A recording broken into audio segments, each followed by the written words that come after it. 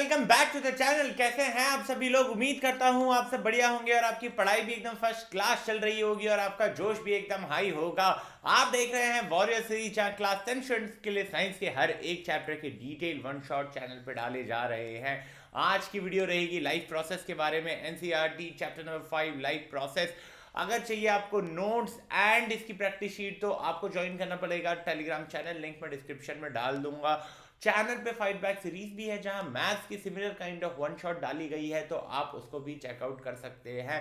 तो चलिए शुरू करते हैं chapter number 5 class 10 NCERT life process. चलिए बात करते हैं कि यार जो लिविंग थिंग्स होते हैं जैसे कि एनिमल हो गए, बर्ड हो गया, ह्यूमन हो गया, उन सब चीज़ों में, उन सब लोगों में, उन सब ऑर्गेनिजम्स में क्या एक चीज़ सिमिलर है?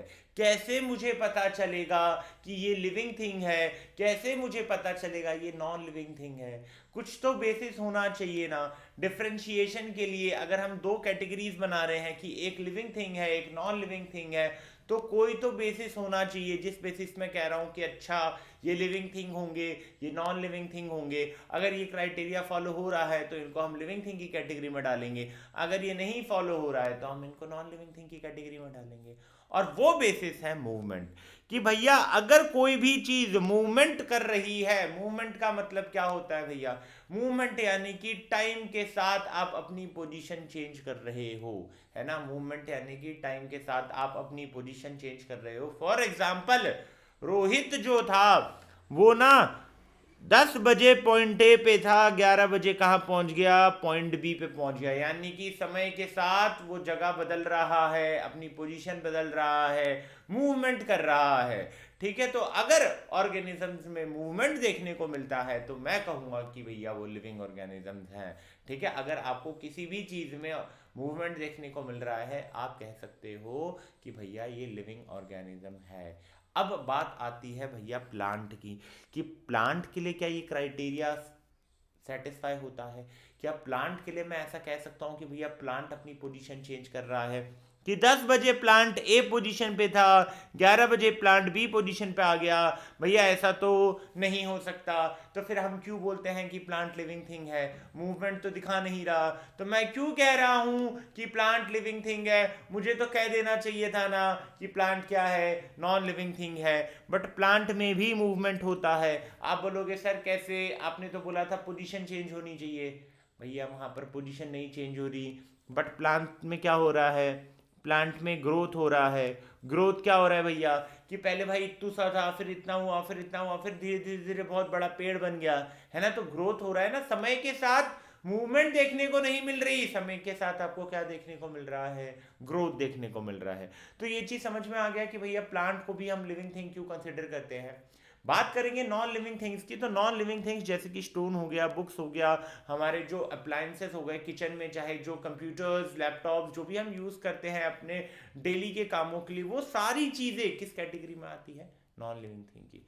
क्यों आती है? अपने खुद के बलबूते पे वो अपना पोजीशन चेंज नहीं कर सकते। अब बोलोगे सर मेरा मोबाइल यहाँ था, थोड़ी देर बाद मैं वहाँ था तो मोबाइल भी वहाँ आया।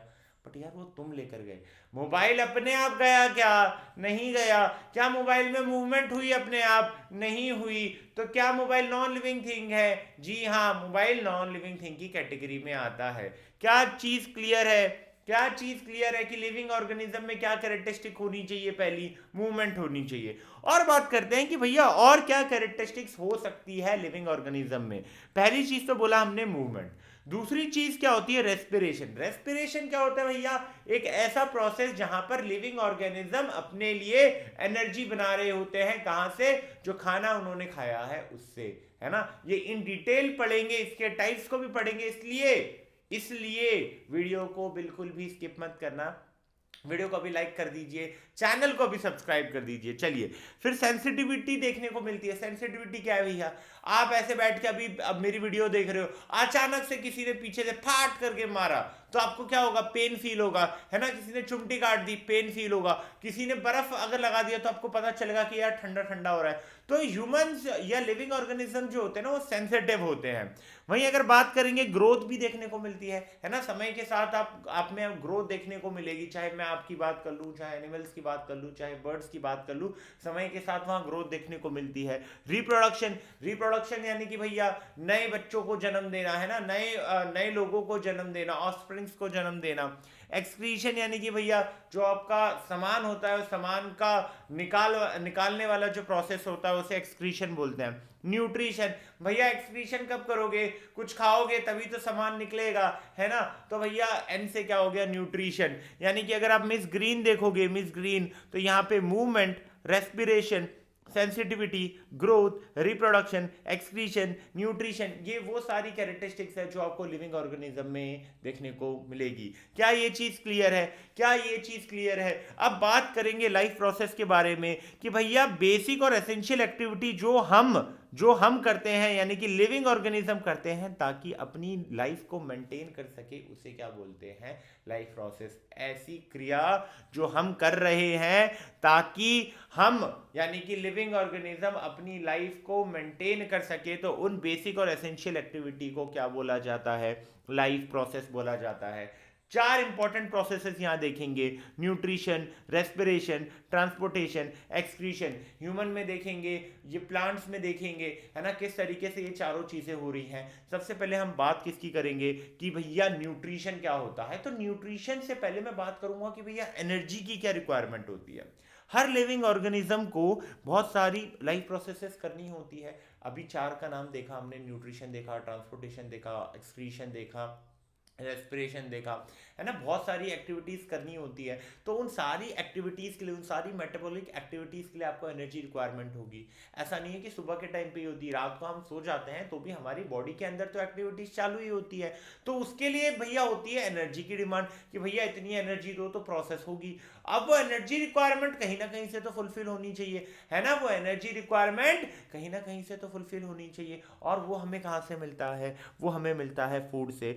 फूड किसकी तरह एक्ट करता है, फ्यूल की तरह एक्ट करता है। जैसे कि भैया गाड़ी को पेट्रोल चाहिए, वैसे ही आपकी बॉडी को फूड चाहिए। बिना पेट्रोल के गाड़ी नहीं चलेगी, बिना फूड के आप अच्छे से काम नहीं कर पाओगे, आपकी जो बॉडी के अंदर मेटाबॉलिक एक्टिविटीज हो रही हैं वो नहीं हो पाएंगी। तो ये जो फूड है जो कि फ्यूल की तरह एक्ट करता है, वो एनर्जी सप्लाई करता है लिविंग ऑर्गेनिजम्स को। क्या ये चीज क्लियर है। अगर ये चीज क्लियर है तो भैया आगे बढ़ते हैं। अब बात करेंगे न्यूट्रिशन की कि न्यूट्रिशन क्या होता है।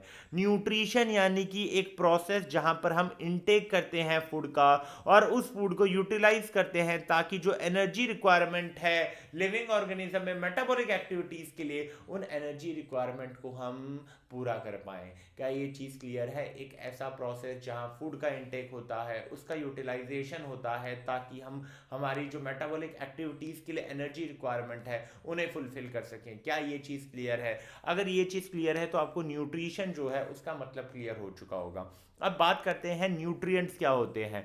तो भैया न्यूट्रिएंट्स ऐसे सब्सटेंस होते हैं जो ऑर्गेनिज्म ऑब्टेन करते हैं अपने एनवायरनमेंट से, उसे as a source of energy के फॉर्म में यूटिलाइज करते हैं ताकि वो अपनी बॉडी में सिंथेसाइज कर सके। क्या कर सके, सोर्स ऑफ एनर्जी और for the synthesize of body constituent such as tissue and organs. भैया सिंपल सी भाषा में बोले तो भैया न्यूट्रिएंट्स ऐसी चीजें होती हैं जिसे भैया आप कंज्यूम करोगे और उसको यूटिलाइज करोगे। क्यों भैया, ताकि आप अपनी बॉडी के अंदर जो मेटाबॉलिक एक्टिविटीज हो रही हैं उनकी जो एनर्जी रिक्वायरमेंट है उनको क्या कर सको, फुलफिल कर सको। क्या चीज क्लियर है भैया। इसके एग्जाम्पल क्या होंगे, carbohydrate, fats, protein, minerals, vitamin, water. Nutrition क्या होता है, न्यूट्रिएंट्स क्या होता है। चीज क्लियर है कि न्यूट्रिशन वो प्रोसेस होता है जहां हम फूड इनटेक कर रहे होते हैं, न्यूट्रिएंट वो सब्सटेंस होता है जो उस प्रोसेस में हम इनटेक कर रहे होते हैं ताकि पर्पस सेम है कि जो एनर्जी रिक्वायरमेंट है मेटाबॉलिक एक्टिविटीज के लिए वो फुलफिल हो सके।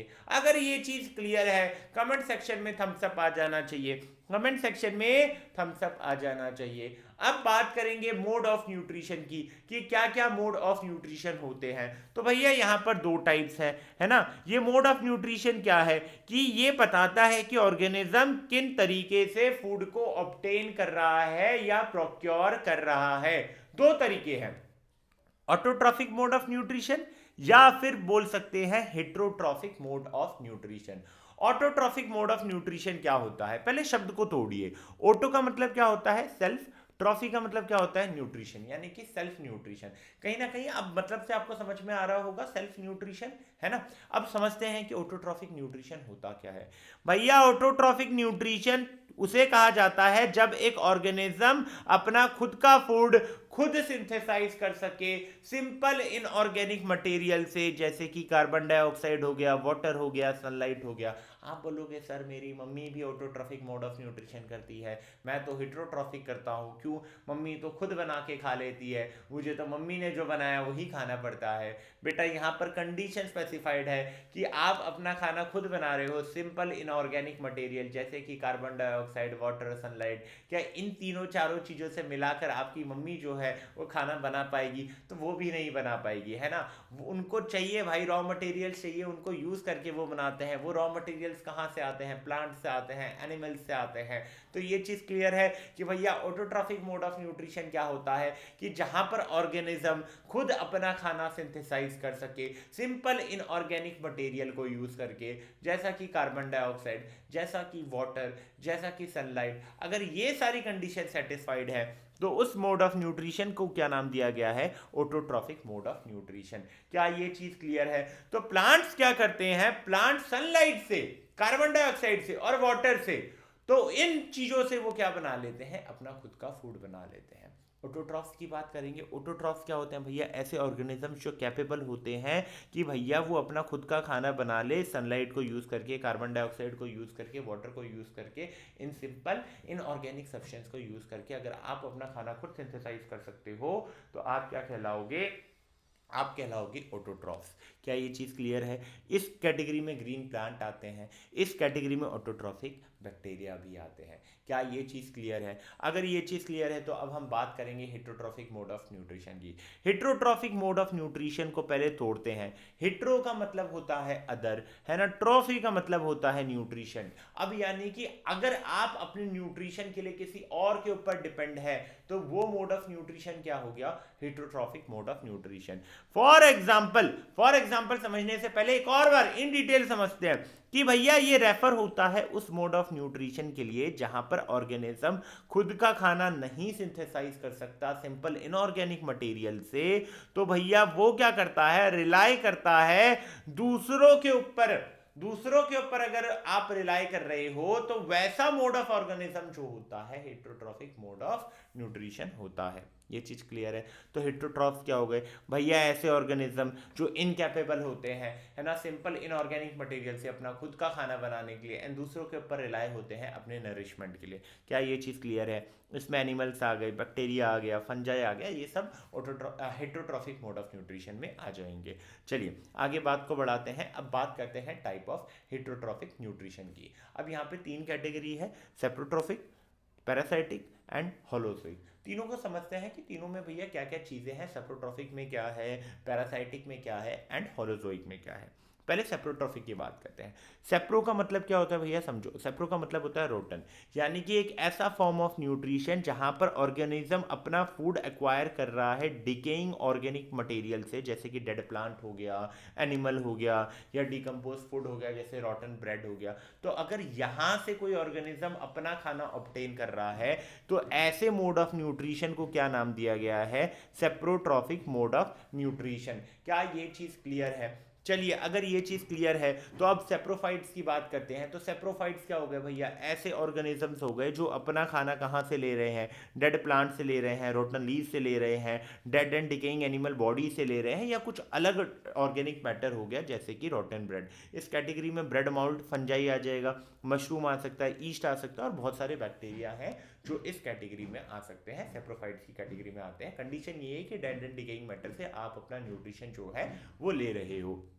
इसके बाद बात करते हैं किसकी भैया, इसके बाद बात करेंगे पैरासाइटिक न्यूट्रिशन की, कि पैरासाइटिक न्यूट्रिशन क्या होता है। पैरासाइटिक न्यूट्रिशन क्या होता है भैया, ये एक ऐसा फॉर्म ऑफ न्यूट्रिशन है जहां पर ऑर्गेनिज्म अपना खाना कहाँ से ले रहे हैं, यहाँ पर ऑर्गेनिज्म अपना खाना दूसरी बॉडी से ले रहे हैं। ध्यान से सुनिएगा, पैरासाइटिक मोड ऑफ न्यूट्रिशन में ऑर्गेनिज्म दूसरी बॉडी से अपना खाना ले रहे होते हैं, और जो दूसरी बॉडी जिससे वो ले रहे होते हैं उसे होस्ट कहा जाता है, और वो न्यूट्रिशन इस तरीके से लेते हैं कि होस्ट की डेथ नहीं होती है ना। इसमें आपका फंजाई आ जाता है, बैक्टीरिया आ जाता है, अमरबेल कसकटा अगर आपने सुना होगा, राउंड वॉर्म्स, प्लाज्मोडियम, ये सारी चीजें अगर आपने सुनी होंगी तो ये सारे किस मोड ऑफ न्यूट्रिशन में आते हैं, पैरासाइटिक मोड ऑफ न्यूट्रिशन में। यानी कि आप रिलाई कर रहे हो किसी दूसरी बॉडी के ऊपर, उससे आप अपना न्यूट्रिशन ले रहे हो। आपने देखा होगा अमरबेल, तो सभी ने देखा होगा, जिन जिन ने अमरबेल देखा यार कमेंट सेक्शन में यस लिख दो कि हमने अमरबेल देखा है। तो अमरबेल क्या करता है, वो दूसरों के ऊपर ऐसे ऐसे ऐसे ऐसे बन जाता है और उनसे फिर अपना न्यूट्रिशन जो है वो खींचता है, लेकिन उससे जो होस्ट है जिससे वो न्यूट्रिशन ले रहा है उसकी डेथ नहीं होती है। ये चीज क्लियर है, वो मरता नहीं है ना। तो पैरासाइट्स क्या हो जाएंगे, वो भी क्लियर हो जाएंगे। ऐसे ऑर्गेनिज्म जो पैरासाइटिक मोड ऑफ न्यूट्रिशन कर रहे हैं वो पैरासाइट हो गए, है ना। ये चीज क्लियर है। चलिए अब बात करते हैं होलोजोइक न्यूट्रिशन की, कि होलोजोइक न्यूट्रिशन क्या होता है। होलोजोइक न्यूट्रिशन एक ऐसा टाइप ऑफ न्यूट्रिशन है जहां पर पहले ऑर्गेनिज्म अपना खाना खाता है, ठीक है। वो खाना कैसा होता है, कॉम्प्लेक्स ऑर्गेनिक फूड मटेरियल होता है, देन वो डाइजेस्ट होता है, देन उसके बाद वो अब्जॉर्ब होता है ना। पहले आपने खाया गया, ठीक है, डाइजेस्ट हुआ, फिर एब्जॉर्ब हुआ। अगर आप सेप्रोट्रॉफिक और पैरासाइटिक में देखोगे, सेप्रोट्रॉफिक में पहले अलग है, वो वहां डिकम्पोज हो रहा है फिर खा रहा है। यहां पर क्या हो रहा है भैया, पहले आप खा रहे हो, अंदर जाके डाइजेस्ट हो रहा है, एब्जॉर्ब हो रहा है, एंड देन वो क्या हो रहा है, सेल्स में एब्जॉर्ब हो रहा है। वेस्ट मटेरियल भी क्या होते हैं, जैसे आपने खा लिया वो सब डाइजेस्ट होकर एब्जॉर्ब हो गया, उसके बाद जो वेस्ट मटेरियल है वो निकल जाता है बॉडी से। इसमें सारा कुत्ता बिल्ली इंसान, है ना, deer tiger lion bear giraffe frog fish amoeba, ये सारे कौन से मोड ऑफ न्यूट्रिशन करते हैं, होलोजोइक मोड ऑफ न्यूट्रिशन करते हैं। अगर यहाँ तक टाइप ऑफ हेटरोट्रॉफिक न्यूट्रिशन आपको क्लियर है ना, तो बहुत इंपॉर्टेंट पार्ट जो है न्यूट्रिशन का हमने कवर कर लिया है। अब हम बात करेंगे प्लांट्स में न्यूट्रिशन कैसे होता है। यहाँ पर फोटोसिंथेसिस वाले पार्ट को हम कवर करने की कोशिश कर रहे होंगे। प्लांट्स जो होते हैं वो एक ही प्लेस पे रहते हैं, है ना, और वो अपना खाना खुद बनाते हैं, और जो वो खाना बनाते हैं उस प्रोसेस को क्या नाम दिया गया है, फोटोसिंथेसिस, है ना। अब प्लांट्स तो क्या होते हैं, ऑटोट्रॉफिक होते हैं, यानी कि ये फोटोसिंथेसिस को यूज करके अपना जो भी एनर्जी रिक्वायरमेंट होगा जितने भी मेटाबॉलिक एक्टिविटीज के लिए, वो फोटोसिंथेसिस से जो एनर्जी आपको मिल रही है उससे फुलफिल कर लेते हैं, है ना। इसलिए आप प्लांट्स को क्या बोलते हो, ऑटोट्रॉफिक। क्यों, क्योंकि वो अपना खाना खुद बना पाते हैं। चलिए अब बात करते हैं फोटोसिंथेसिस की, कि भैया फोटोसिंथेसिस क्या होता है। फोटो का मतलब क्या होता है भैया, लाइट होता है। सिंथेसिस का मतलब क्या होता है भैया, बिल्ड करना होता है। तो फोटोसिंथेसिस एक ऐसा मेथड है जहां पर ग्रीन प्लांट्स अपना खाना खुद बना रहे होते हैं। वो खाना क्या होता है, ग्लूकोज होता है। सनलाइट की एनर्जी को यूज करके क्लोरोफिल की प्रेजेंस में कार्बन डाइऑक्साइड और वाटर को कंबाइन करके, है ना। ये क्लोरोफिल एक ग्रीन पिगमेंट होता है प्लांट में, ठीक है। तो वहां पे ये चीजें होती हैं, आप सनलाइट ट्रैप करते हो और उससे कार्बन डाइऑक्साइड एंड वाटर को कंबाइन करते हो, और वहां से खाना क्या बन रहा होता है, ग्लूकोज, है ना। ग्लूकोज, ग्लूकोज का केमिकल फॉर्मूला क्या है, C6H12O6। ये सिंपल खाना है, किसका, सिंपल फूड है, किसका, प्लांट का। क्या ये चीज़ क्लियर है। चलिए अब फोटोसिंथेसिस के लिए रिक्वायरमेंट क्या होती है। पहली रिक्वायरमेंट की सनलाइट होनी चाहिए भैया। दूसरी रिक्वायरमेंट क्लोरोफिल, ग्रीन पिगमेंट जो कि प्लांट में प्रेजेंट होता है। फिर कार्बन डाइऑक्साइड मिलना चाहिए, फिर वाटर मिलना चाहिए। अब बात करते हैं कि भैया ये सारी चीज़ें मिलती कैसे हैं प्लांट को। हमने बोला सनलाइट चाहिए, हमने बोला CO2 चाहिए, हमने बोला वाटर चाहिए, हमने बोला क्लोरोफिल चाहिए। तो ये सारी चीज़ें मिलती कैसे हैं। क्लोरोफिल तो सिंपल सी चीज़ है कि प्लांट में प्रेजेंट है, बट फिर भी इसको इन डिटेल हम लोग कवर अप करने की कोशिश करते हैं। सबसे पहले बात करते हैं कि भैया प्लांट्स को कार्बन डाइऑक्साइड कैसे मिलता है। तो प्लांट्स के अंदर क्या होते हैं, छोटे छोटे क्या होते हैं, पोर्स होते हैं। जो पत्ते होते हैं प्लांट्स की लीव में, पत्ते होते हैं ना, उनमें छोटे छोटे पोर्स होते हैं। उन पोर्स को क्या नाम दिया जाता है, स्टोमेटा दिया जाता है। और ये ग्रीन स्टेम में भी देखने को मिलेंगे। अगर ग्रीन स्टेम है तो वहां पर भी ये पोर्स आपको देखने को मिलेंगे। और ये स्टोमेटा क्या करता है भैया, ये ना फैसिलिटेट करता है कि भैया कार्बन डाइऑक्साइड की एंट्री हो सकती है ताकि फोटोसिंथेसिस हो, है ना। और अगर उस फोटोसिंथेसिस से ऑक्सीजन गैस निकल रही है तो ऑक्सीजन बाहर जाए। यानी कि ये स्टोमेटा क्या कर रहा है, एक गेट की तरह एक्ट कर रहा है कि भैया काम का गैस अंदर आए और जो बेकाम का गैस है वो बाहर चला जाए, है ना। गेट की तरह एक्ट कर रहा है, जो काम की गैस है वो अंदर आए और जो बिना काम की गैस है वो बाहर चले जाए, यानी कि गैसियस एक्सचेंज में हेल्प कर रहा है। अब ये प्रोसेस, यानी कि अगर ये गेट है तो इसका गेट कीपर कौन होगा, गार्ड सेल होगा, है ना। अगर भैया स्टोमेटा गेट है तो इसका गेट कीपर कौन है, ये गार्ड सेल है, ठीक है। स्टोमेटा का गेट कीपर कौन है, गार्ड सेल है। स्टोमेटा ओपन होता है जब पानी एंटर हो जाता है और क्लोज होता है जब पानी लूज हो जाता है ना। पानी जब लूज हो रहा होता है तो वाटर को कंजर्व करने के लिए वो स्टोमेटा अपने गार्ड सेल्स को क्या करता है, क्लोज कर लेता है। क्या ये चीज क्लियर है, वो अपने पोर्ट्स को क्लोज कर लेता है, ठीक है। एडिशनली ये चीज तो मैंने आपको कही कि फोटोसिंथेसिस में जो ऑक्सीजन प्रोड्यूस होता है वो भी इन्हीं स्टोमेटल पोर्स से बाहर जाता है, यानी कि स्टोमेटा क्या कर रहा है, जो गैसियस एक्सचेंज है उसमें हेल्प कर रहा है। स्टोमेटा पाया कहाँ जाता है, ये ब्रॉड लीव्स होती है तो उनके लोअर सरफेस में पाया जाता है, और नैरो लीव्स में ये इक्वली डिस्ट्रीब्यूटेड होता है। अगर ब्रॉड लीव्स है तो लोअर सरफेस में पाया जाएगा, नैरो लीव्स है तो कहाँ पाया जाएगा, ऊपर एंड नीचे इक्वली डिस्ट्रीब्यूट होगा। क्या ये चीज़ क्लियर है। यहाँ पे अगर आप देख सकते हैं तो ये जो चीज़ आपको अभी अपनी स्क्रीन पे दिख रही है तो इसे स्टोमेटा कहते हैं। ये ओपन कंडीशन में है और ये क्लोज कंडीशन में है। ओपन कब होगा, जब वाटर एंटर होगा, और क्लोज कब होगा, जब वाटर लूज कर रहा होगा। अब फंक्शन क्या है भैया, एक फंक्शन तो हमने देख लिया कि गैसियस एक्सचेंज में हेल्प कर रहा है, इसके अलावा किन चीज़ों में हेल्प करता है, तो ये ट्रांसपिरेशन वाले प्रोसेस में हेल्प करता है। ट्रांसपिरेशन क्या होता है, ट्रांसपिरेशन एक प्रोसेस होता है प्लांट के लिए जहां पर प्लांट अपना जो एक्सेस वाटर है उसे लूज कर देता है ना, एक्सेस वाटर को लूज कर देता है। कैसे लूज करता है भैया, देखिए ये पत्ता है, पोर्स खुले, पानी आया, सरफेस पे आ गया, धूप है, पानी इवोपरेट हो गया, है ना। और ये जो ट्रांसपिरेशन का प्रोसेस है ना, प्लांट की हेल्प करता है एक प्रोसेस में। अगर वो जानना है तो बने रहिए वीडियो में, वीडियो स्किप बिल्कुल भी मत कीजिएगा। चलिए ये चीज़ तो समझ में आ गई कि प्लांट को कार्बन डाइऑक्साइड कैसे मिलता है। अब बात करते हैं कि प्लांट्स को वाटर कैसे मिलता है। तो प्लांट्स वाटर कहाँ से ऑब्जर्व करते हैं, बट ऑब्वियस सी बात है कि सॉइल से करेंगे, और ये वाया रूट हो रहा होगा। कौन से प्रोसेस से, ऑस्मोसिस नहीं, ऑस्मोसिस वाले प्रोसेस से हो रहा होगा, है ना। एक चीज क्लियर हो गई कि भैया प्लांट ने क्या किया, प्लांट ने सॉइल से वाटर ले लिया ऑस्मोसिस के थ्रू वाया रूट, है ना। ये चीज क्लियर हो गई। फिर वहां से प्लांट के पास एक स्पेशलाइज्ड टिश्यू है जिसे जाइलम का नाम दिया गया है। तो जाइलम क्या करता है, all part of the plant से पानी को ट्रांसपोर्ट कर देता है। ये चीज क्लियर हो गई। चलिए, प्लांट्स को और भी रॉ मटेरियल्स चाहिए होते हैं, नाइट्रोजन चाहिए होता है, फास्फोरस चाहिए होता है, आयरन चाहिए होता है, मैग्नीशियम चाहिए होता है, जो इसके साथ वहीं से आ जाता है। ये चीज़ क्लियर है। उसके बाद हम बात करेंगे कि ये जो फोटोसिंथेसिस प्रोसेस जो हम बात कर रहे थे इसकी साइट क्या है। तो ये होता है क्लोरोप्लास्ट में। क्लोरोप्लास्ट ग्रीन प्लांट सेल्स में पाया जाता है और यहीं पे फोटोसिंथेसिस हो रहा होता है। अब ये क्लोरोप्लास्ट आपको कहाँ मिलेंगे, लीफ के मीजोफिल सेल्स में मिलेंगे। ये क्लोरोप्लास्ट आपको कहाँ मिलेंगे, जो लीव्स होते हैं उनके मीजोफिल सेल्स में मिलेंगे। ये मीजोफिल सेल्स जो होते हैं वो क्लोरोफिल में रिच होते हैं और फैसिलिटेट करते हैं फोटोसिंथेसिस। कैसे, कार्बन डाइऑक्साइड को अब्जॉर्ब करके थ्रू स्टोमेटा, और जाइलम की मदद से उनको क्या मिल जाता है, पानी मिल जाता है, और सनलाइट को तो वो ट्रैप कर ही लेते हैं। और ये जो लीफ क्यूटिकल है वो किस में हेल्प करते हैं कि ज़्यादा पानी का लॉस ना हो जाए। क्या ये चीज़ क्लियर है। देखिए भैया ये आपका क्या हो गया, क्लोरोप्लास्ट दिखा रखा है, यहाँ पे जो ये डॉट्स दे रखे हैं दैट इज क्लोरोफिल, जो कि वहाँ पे हो रहा होता है। अब और रिक्वायरमेंट्स क्या है, हमें ये चीज़ पता चल गई कि CO2 कहाँ से मिल रहा है भैया।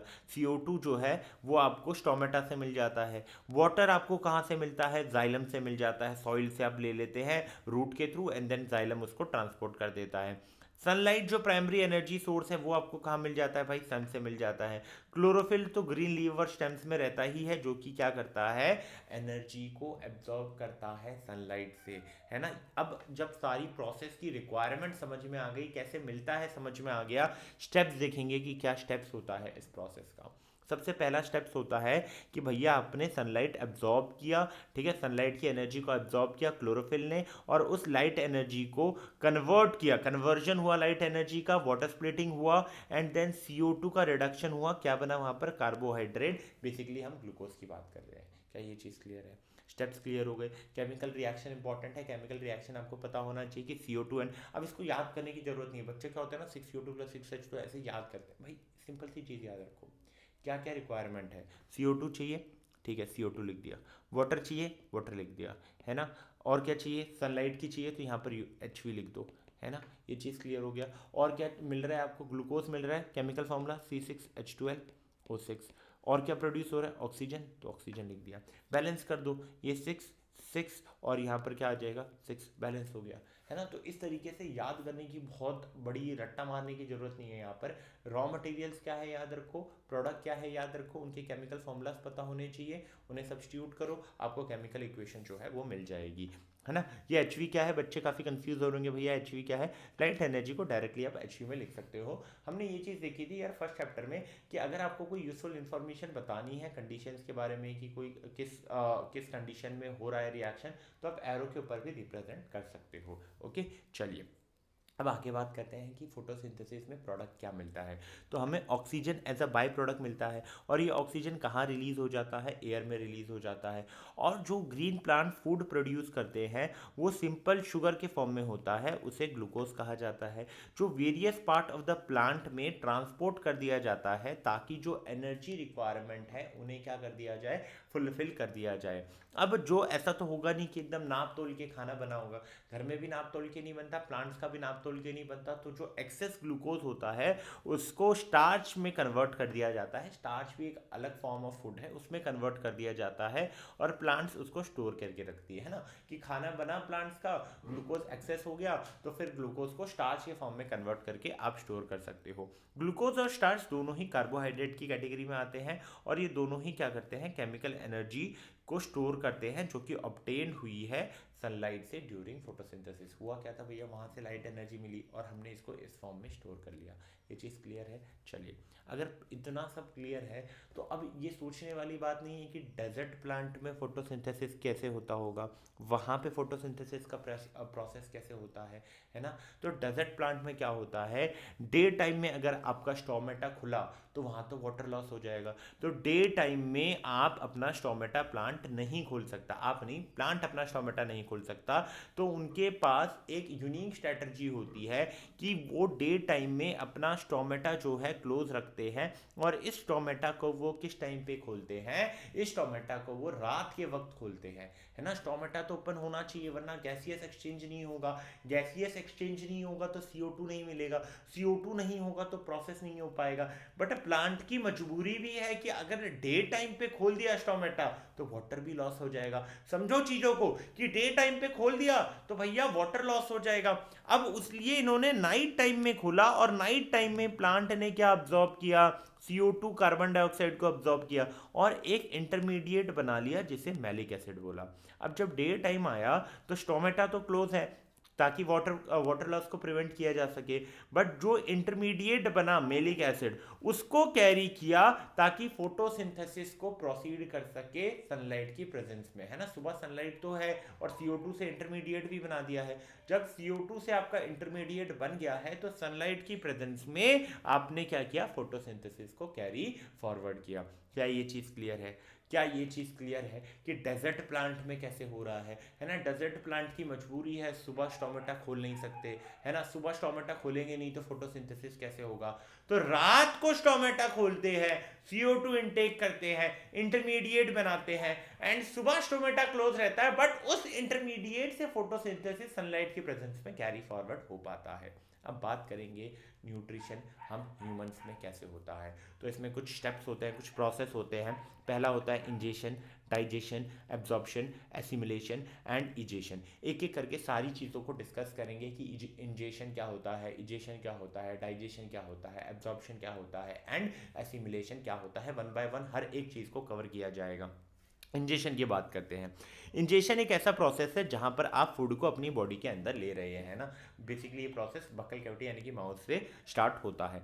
डाइजेशन एक ऐसा प्रोसेस है जहाँ पर जो फूड होता है, जो कि बड़ा बड़ा फूड होता है, लार्ज फूड होता है और वाटर इनसॉल्युबल होता है, उसको छोटे छोटे पीसेस में तोड़ा जाता है, उसको वाटर सॉल्युबल किया जाता है ताकि बॉडी उसे अब्जॉर्ब कर सके। तो डाइजेशन भैया बड़े बड़े फूड को छोटे छोटे पीसेस में तोड़ना ताकि वो वाटर सॉल्युबल हो जाए, है ना, और बॉडी उसे अब्जॉर्ब कर पाए। तो ये प्रोसेस क्या होता है, डाइजेशन का होता है। इसके बाद आता है एब्जॉर्प्शन वाला प्रोसेस, कि भैया आपने फूड तो खा लिया, है ना, अब ये जो डाइजेस्टेड फूड है ये इंटेस्टाइनल वॉल से कहाँ चला जाता है, ब्लड स्ट्रीम में चला जाता है ना। तो इस प्रोसेस को क्या बोलते हैं, एब्जॉर्प्शन बोलते हैं। फिर आता है एसिमिलेशन, कि भैया आपने जो फूड अब्जॉर्ब किया है ना, जो इंटेस्टाइनल वॉल से चला गया ब्लड स्ट्रीम में, जो फूड अब्जॉर्ब हुआ, अब आप उसे यूज़ करोगे, आपके सेल उसे यूज़ करेंगे ताकि जो एनर्जी है ना, उस एनर्जी को प्रोड्यूस किया जाए, उस एनर्जी को यूज़ किया जाए, उस एनर्जी को यूज़ किया जाए ग्रोथ के लिए, रिपेयर के लिए। उस प्रोसेस को क्या बोलते हैं, एसिमिलेशन, है ना। ये चीज़ क्लियर है कि भैया जो हमने अब्जॉर्ब फूड है उसको एनर्जी के लिए यूज़ करो, फिर ग्रोथ के लिए यूज़ करो, रिपेयरमेंट के लिए यूज़ करो। तो ये चीज़ें आपको क्लियर होनी चाहिए, है ना, कि अब्जॉर्प्शन क्या है, एसिमिलेशन क्या है, इंजेशन क्या है, डाइजेशन क्या है। इजेशन क्या होता है, एक ऐसा प्रोसेस जहाँ पर अनडाइजेस्टेड फूड को एलिमिनेट कर दिया जाता है बॉडी से। वापस से एक बार देखते हैं। सबसे पहला इंजेशन, फूड अंदर आया। डाइजेशन, फूड डाइजेस्ट हो गया, बड़ा बड़ा था, छोटे छोटे पीसेस में तोड़ दिया, डाइजेस्ट हो गया। एब्जॉर्प्शन, एब्जॉर्ब्ड हो गया, ब्लड स्ट्रीम में चला गया, ठीक है, इंटेस्टाइनल जो वॉल थी उससे ब्लड स्ट्रीम में चला गया। सेल्स में गया, वहाँ पे रिएक्शंस हुई, एनर्जी प्रोड्यूस हुई, उस एनर्जी को मेटाबॉलिक एक्टिविटीज़ के लिए यूज़ किया, ग्रोथ के लिए यूज़ किया, रिपेयरमेंट के लिए यूज़ किया। तो ये पूरा प्रोसेस होता है न्यूट्रिशन इन ह्यूमन बींग्स में। क्या ये चीज़ क्लियर है? अब इसके बाद बात करते हैं न्यूट्रिशन इन अमीबा की, है ना, अमीबा की बात करते हैं। यहाँ पे जो ये प्रोसेस हमने बात की थी न्यूट्रिशन, क्या ये सभी को क्लियर है कि ह्यूमन बीइंग में न्यूट्रिशन कैसे होता है? अगर ये सभी को क्लियर है तो अब बात आगे बढ़ाते हैं कहाँ पर, अमीबा की, कि अमीबा में न्यूट्रिशन कैसे होता है। अमीबा का देखेंगे, पैरामीशियम का देखेंगे, एंड देन बाद में ह्यूमंस का देख लेंगे। और ये प्रोसेस खत्म, जैसे ये पार्ट खत्म हो जाएगा, न्यूट्रिशन का पार्ट खत्म होगा। न्यूट्रिशन के बाद फिर हम आगे बात करेंगे। तो अमीबा क्या होता है? अमीबा में एक फिक्स्ड माउथ की कमी होती है ना। ऐसा जैसे हमारा तो पता है कि भाई यहीं से खाना जाना और तो कोई जगह नहीं है खाना जाने की। अमीबा में कोई भी फिक्स्ड माउथ नहीं होता है, यानी कि कोई भी फिक्स जगह नहीं होती जहाँ से फूड एंटर कर सके। तो अमीबा फूड कहाँ से लेता है? सूडोफोडिया की मदद से लेता है और एक फूड वैक्यूल बनाता है। डाइजेशन इसी फूड वैक्यूल के अंदर होती है ना। और जो एंजाइम्स कहाँ से आ जाते हैं? साइटोप्लाज्म से आ जाते हैं। और ये जो डाइजेस्ट फूड हुआ वो डिफ्यूजन की मदद से एब्जॉर्ब हो जाता है, ठीक है, इनटू द साइटोप्लाज्म, और उसके कारण जो ग्रोथ होता है वो ग्रोथ वाली प्रक्रिया वहाँ से शुरू हो जाती है। और जो अनडाइजेस्टेड मटेरियल होता है वो सेल मेम्ब्रेन के रप्चर से बाहर निकल जाता है ना। जो भी अनडाइजेस्टेड मटेरियल होगा वो सेल थोड़ा सा फटेगा। अगर आप यहाँ ध्यान से देखें कि ये प्रोसेस में अगर आप देखोगे तो इंजेशन हो रहा है, ये अमीबा ने एंगल्फ किया, है ना। ये एक टेम्पररी फूड वैक्यूल बना, डाइजेस्ट होके ये डिफ्यूज़ हो गया। डिफ्यूज़ होने के बाद ग्रोथ देखने को मिलेगी आपको, है ना। जब भी डिफ्यूज़ एब्जॉर्ब हो जाता है, डिफ्यूज़ हो जाता है, तो उसके बाद एसिमिलेशन होता है, यानी कि उससे एनर्जी प्रोड्यूस करते हैं और उसको यूज़ करते हैं ग्रोथ के लिए। तो ग्रोथ हुआ, देन जहाँ से भी वेस्ट निकालना होगा वहाँ से सेल मेम्ब्रेन रप्चर हो जाएगा और ये प्रोसेस क्या हो गया आपका? इजेशन का। ये चीज़ क्लियर है कि लिविंग बीइंग में कैसे हमने देखा स्टार्टिंग में कि लिविंग बीइंग में क्या हो रहा है, क्या क्या प्रोसेस है। फिर हमने अमीबा में न्यूट्रिशन को देख लिया, है ना। अब अमीबा जिस प्रोसेस से फूड ऑब्टेन करता है, the process by which amoeba, ammonia नहीं, अमीबा इज ऑब्टेनिंग फूड, उस प्रोसेस का क्या नाम है? फैगोसाइटोसिस। उस प्रोसेस का क्या नाम है? फैगोसाइटोसिस। क्या ये चीज़ क्लियर है? अगर ये चीज़ क्लियर है तो अब हम अपनी गाड़ी को आगे बढ़ाते हैं, पैरामीशियम की न्यूट्रिशन को समझते हैं। पैरामीशियम क्या करता है? अपना हेयर लाइक स्ट्रक्चर को यूज़ करता है। उस हेयर लाइक स्ट्रक्चर को सीलिया का नाम दिया गया है, ठीक है, जो उसकी पूरी बॉडी में प्रेजेंट है, ठीक है। उसकी मदद से फूड पार्टिकल्स को अंदर लेता है और एक स्मॉल सैक बनाता है जिसे फूड वैक्यूल कहा जाता है। और डाइजेस्टिव एंजाइम्स की मदद से ये फूड पार्टिकल्स का ब्रेकडाउन होता है। उसके बाद डाइजेशन होता है और न्यूट्रिएंट्स अब्जॉर्ब हो जाते हैं सेल में डिफ्यूजन के हेल्प से और एनर्जी प्रोवाइड करते हैं। और जो रिमेनिंग अनडाइजेस्टेड मटेरियल होगा, जो सामान होगा, वो सामान कैसे निकलेगा भैया? ओपनिंग होती है जिसे एनल पोर कहा जाता है, उस एनल पोर से वो सामान भी बाहर निकल जाता है।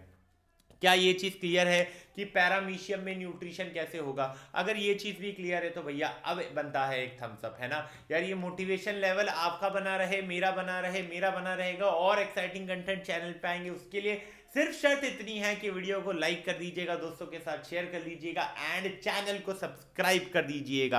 अब बात करेंगे एक इंपॉर्टेंट टॉपिक के बारे में कि ह्यूमन डाइजेस्टिव सिस्टम कैसा होता है, क्या क्या चीजें ह्यूमन डाइजेस्टिव सिस्टम के अंदर होती हैं। भैया जैसे एक नई नवेली कार होती है ना, तो आजकल बच्चों में बहुत एक्साइटमेंट होती है कि भाई इसका इंजन कैसा है, टॉर्क कितना है ना, डिस्प्लेसमेंट कितनी आ रही है, पावर कितना है, सनरूफ है कि नहीं, ये है कि नहीं, फलाना है कि नहीं, ढिमकाना है कि नहीं। भाई कभी ये भी तो सोचो, एक मशीन तो हम भी हैं, हमारे अंदर ऐसी क्या क्या चीज़ें हैं, कैसे जो हम खाना खा रहे हैं वो खाना कैसे अब्जॉर्ब हो रहा है, क्या क्या चीज़ें अंदर हैं, कैसे वर्क कर रही है, किस कंडीशन पे वर्क कर रही है ना, उनके अंदर क्या यूनिक चीज़ें हैं। तो ये सारे चीज़ों पे भी अपना जो थॉट प्रोसेस है, जो अपना टाइम है वो इन्वेस्ट करो, है ना। तो बात करते हैं ह्यूमन डाइजेस्टिव सिस्टम की। ह्यूमन डाइजेस्टिव सिस्टम में आपका एक आ जाता है एलिमेंट्री कैनाल और दूसरा आ जाता है आपका एसोसिएटेड ग्लैंड। एलिमेंट्री कैनाल का पार्ट क्या होता है? एलिमेंट्री कैनाल होता क्या है भैया? एक 9 मीटर लॉन्ग ट्यूब होती है जिसमें आपका माउथ से स्टार्ट होता है, फिर फूड पाइप आता है, फिर स्टमक आता है, उसके बाद स्मॉल इंटेस्टाइन आता है, उसके बाद लार्ज इंटेस्टाइन आता है। फिर कुछ होते हैं एसोसिएटेड ग्लैंड जो कि डायरेक्टली पार्टिसिपेट नहीं करते बट डाइजेशन के प्रोसेस में हेल्प करते हैं। इसमें सलाइवरी ग्लैंड हो गया, लिवर हो गया, है ना, और क्या हो गया, पेनक्रियाज हो गया। क्या ये चीज़ क्लियर है कि भैया आपके एलिमेंट्री कैनाल में माउथ, ईसोफेगस जिसे फूड पाइप कहा जाता है, stomach, small intestine, large intestine आएगा। एसोसिएटेड ग्लैंड में क्या आएगा? सलाइवरी ग्लैंड आएगा, लिवर आएगा और पेनक्रियाज आएगा।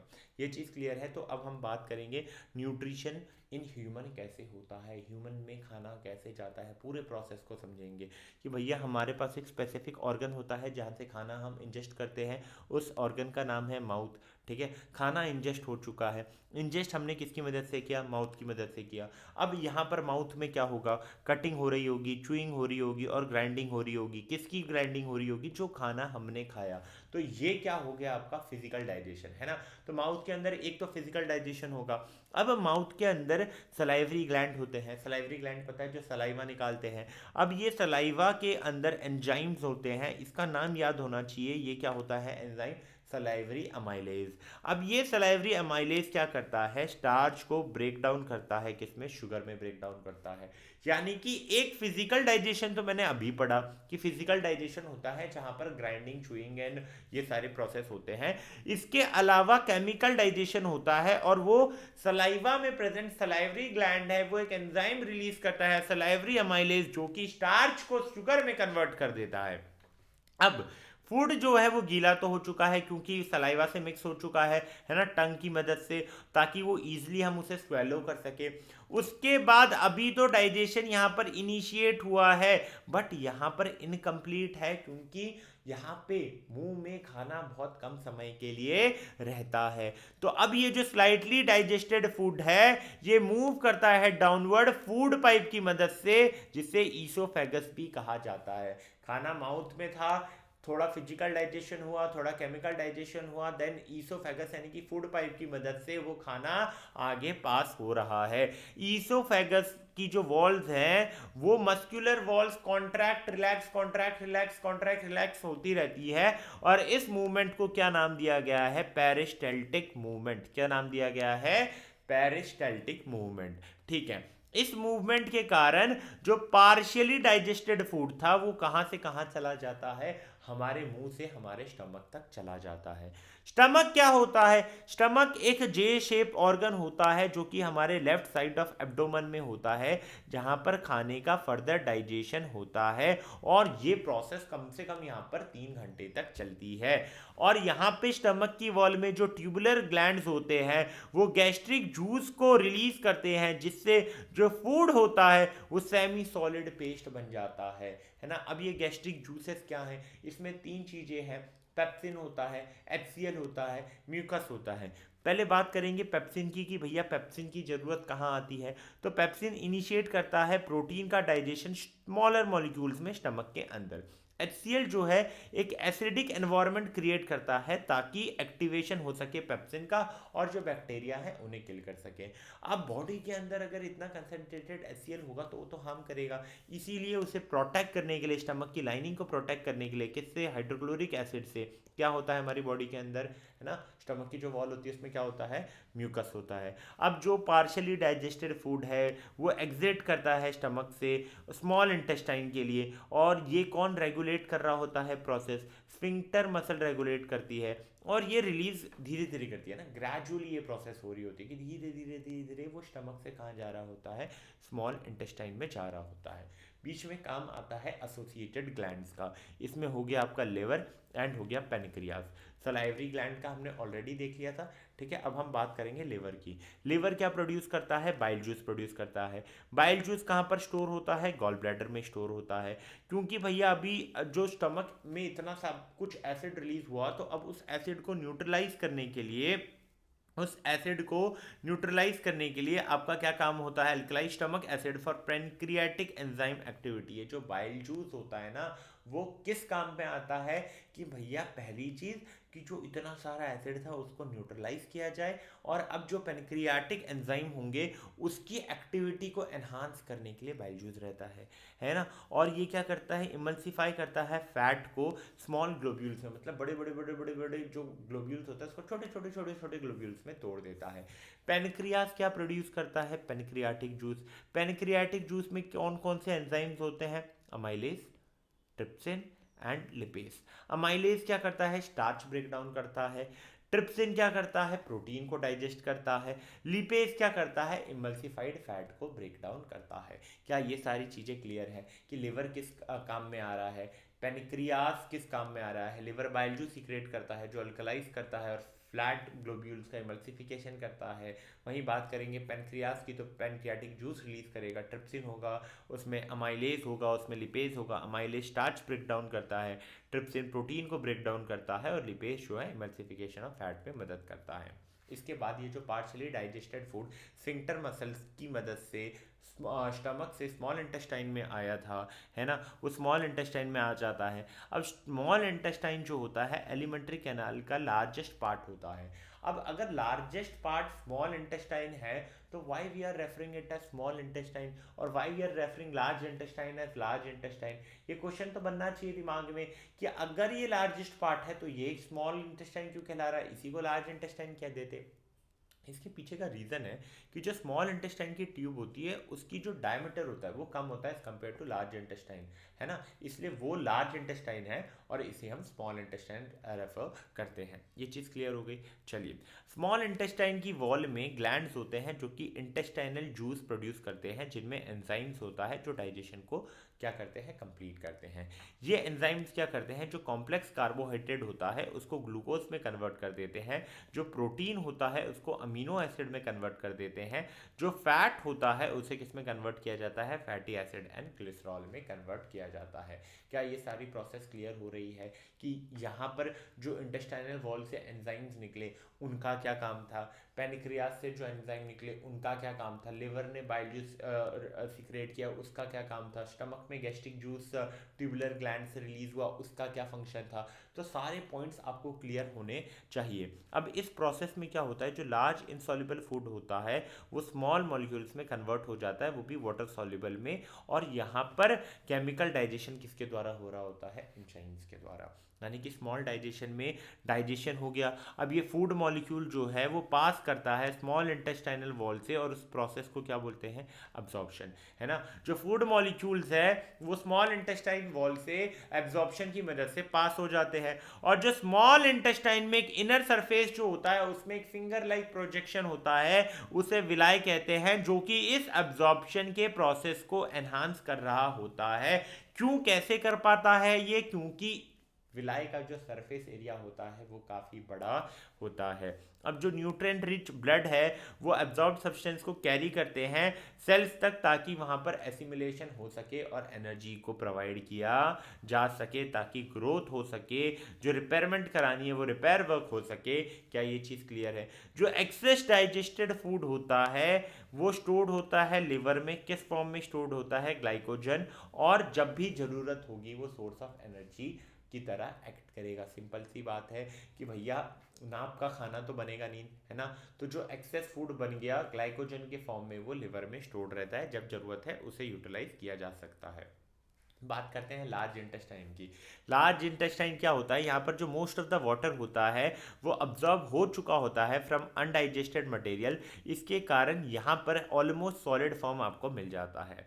रेक्टम जो होता है, जो कि फाइनल पार्ट होता है लार्ज इंटेस्टाइन का, वो टेम्परली स्टोर करता है अनडाइजेस्टेड फूड को, और बॉवेल मूवमेंट के कारण जो ये अनडाइजेस्टेड फूड है ये फीसिस या स्टूल के फॉर्म में, जो सुबह सुबह आप काम करते हो, एनस की हेल्प से बाहर निकल जाता है ना। और इस प्रोसेस को इजेशन कहते हैं, कि जो आपने खाया वो निकल गया। इजेशन कीजिए, कह दीजिए, या डिफेसिएशन कह लीजिए, या फिर आप, हाँ, एक्सक्रीशन कह, सॉरी एक्सक्रीशन नहीं, इजेशन कह सकते हो। और इसे क्या बोला जाता है?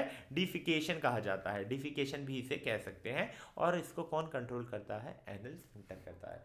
थोड़ा सा यहाँ पर प्रोसेस के नाम को लेकर कंफ्यूजन थी, it is egestion not excretion, है ना। चलिए ये चीज़ क्लियर हो गई। तो ये भैया पूरा आपका डाइजेस्टिव सिस्टम है। अब सीबीएसई क्या क्वेश्चन पूछ सकता है डायग्राम बनाने के लिए? देखिए, अगर पास्ट ट्रेंड्स को देखा जाए तो डायग्राम बनाने के लिए कम आ रहे हैं, लेबलिंग के लिए ज़्यादा आ रहे हैं। चांसेस आर स्लाइटली लाइट कि डायग्राम बनाने आए, बट हो सकता है कि आ सकता है। बट मेजरली रूप से जहाँ मुझे लगता है कि क्वेश्चन कैसा बनेगा, क्वेश्चन बनेगा भाई कि आप लोगों ने यहाँ पे ऐसे पॉइंट आउट कर दिया है ना, स्टमक में पॉइंट आउट कर दिया, पेनक्रियास में पॉइंट आउट कर दिया, और पूछ लिया कि यहाँ पर कौन सा एंजाइम रिलीज होता है, उसका फंक्शन क्या है, या किसी स्पेसिफिक ऑर्गन पे पॉइंट आउट कर दिया कि इसका फंक्शन क्या है, इसका नाम क्या है। ऐसे करके क्वेश्चन पूछ सकते हैं, या आपको फिर लेबलिंग कर ऐसे सिर्फ एरोज कर दिए और कुछ फंक्शन दे दिया, बताओ कि भैया इनमें से कौन सा ऑर्गन वो है ना। तो फिर आपको उसका नाम लिखना है कि ए ये है, बी ये है, सी ये है। तो इस तरीके से क्वेश्चन जो हैं पूछे जा सकते हैं। अब न्यूट्रिशन वाला पार्ट जो है वो पूरा कंप्लीट हो चुका है।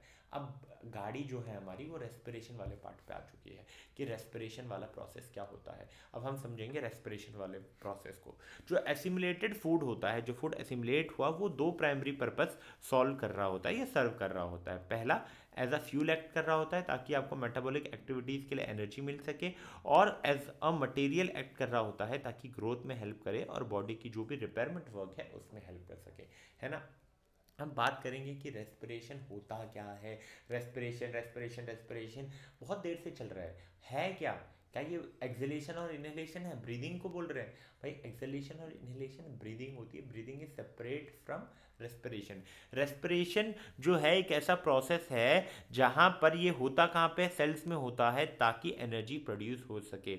और करेंगे कैसे? By burning the food molecule in presence of oxygen, and then eliminating the waste product. जो भी CO2 और वाटर बना उसे एलिमिनेट कर दिया। हुआ क्या कि मान लीजिए ये आपका सेल था, आपने फूड डाला, फूड का ऑक्सीडेशन हुआ, ऑक्सीजन की प्रेजेंस में आपको एनर्जी मिल गई। अपार्ट फ्रॉम जो वेस्ट है, वेट नहीं, वेस्ट है CO2 और H2O, उसको बाहर निकाल दिया गया। उस प्रोसेस को आप क्या बोलोगे? एक्सक्रीशन, है ना। तो ये जो एनर्जी रिलीज हुई रेस्पिरेशन में, ये सेल में होता है ना, बॉडी के अंदर जो सेल होता है यहाँ पर ये एनर्जी प्रोड्यूस हो रही होती है, इसीलिए इसे सेलुलर रेस्पिरेशन भी कहा जाता है। तो रेस्पिरेशन क्या हो गया कि भैया सेल्स के अंदर जो आपने खाना खाया है उस खाने का ऑक्सीडेशन होगा, वहाँ से आपको एनर्जी मिलेगी, CO2 मिलेगा, H2O मिलेगा, और जो एनर्जी है आप बाकी जो मेटाबॉलिक एक्टिविटीज़ के लिए जो एनर्जी रिक्वायरमेंट है उसको इस एनर्जी से आप फुलफिल कर सकते हो, है ना। अब डिफरेंस क्या होता है? हमने बोला कि भैया डिफरेंस होता है, तो क्या डिफरेंस होता है ब्रीदिंग में और रेस्पिरेशन में? भैया ब्रीदिंग की अगर मैं बात करता हूँ तो ब्रीदिंग एक फिजिकल प्रोसेस है। अगर वहीं रेस्पिरेशन की बात करता हूँ तो रेस्पिरेशन एक बायोकेमिकल प्रोसेस है। उस बायोकेमिकल प्रोसेस में क्या हो रहा होगा? फूड का ऑक्सीडेशन हो रहा होगा। क्या ये चीज़ क्लियर है कि ब्रीदिंग एक फिजिकल प्रोसेस है, और अगर मैं बात करता हूँ रेस्पिरेशन की तो वो एक बायोकेमिकल प्रोसेस है।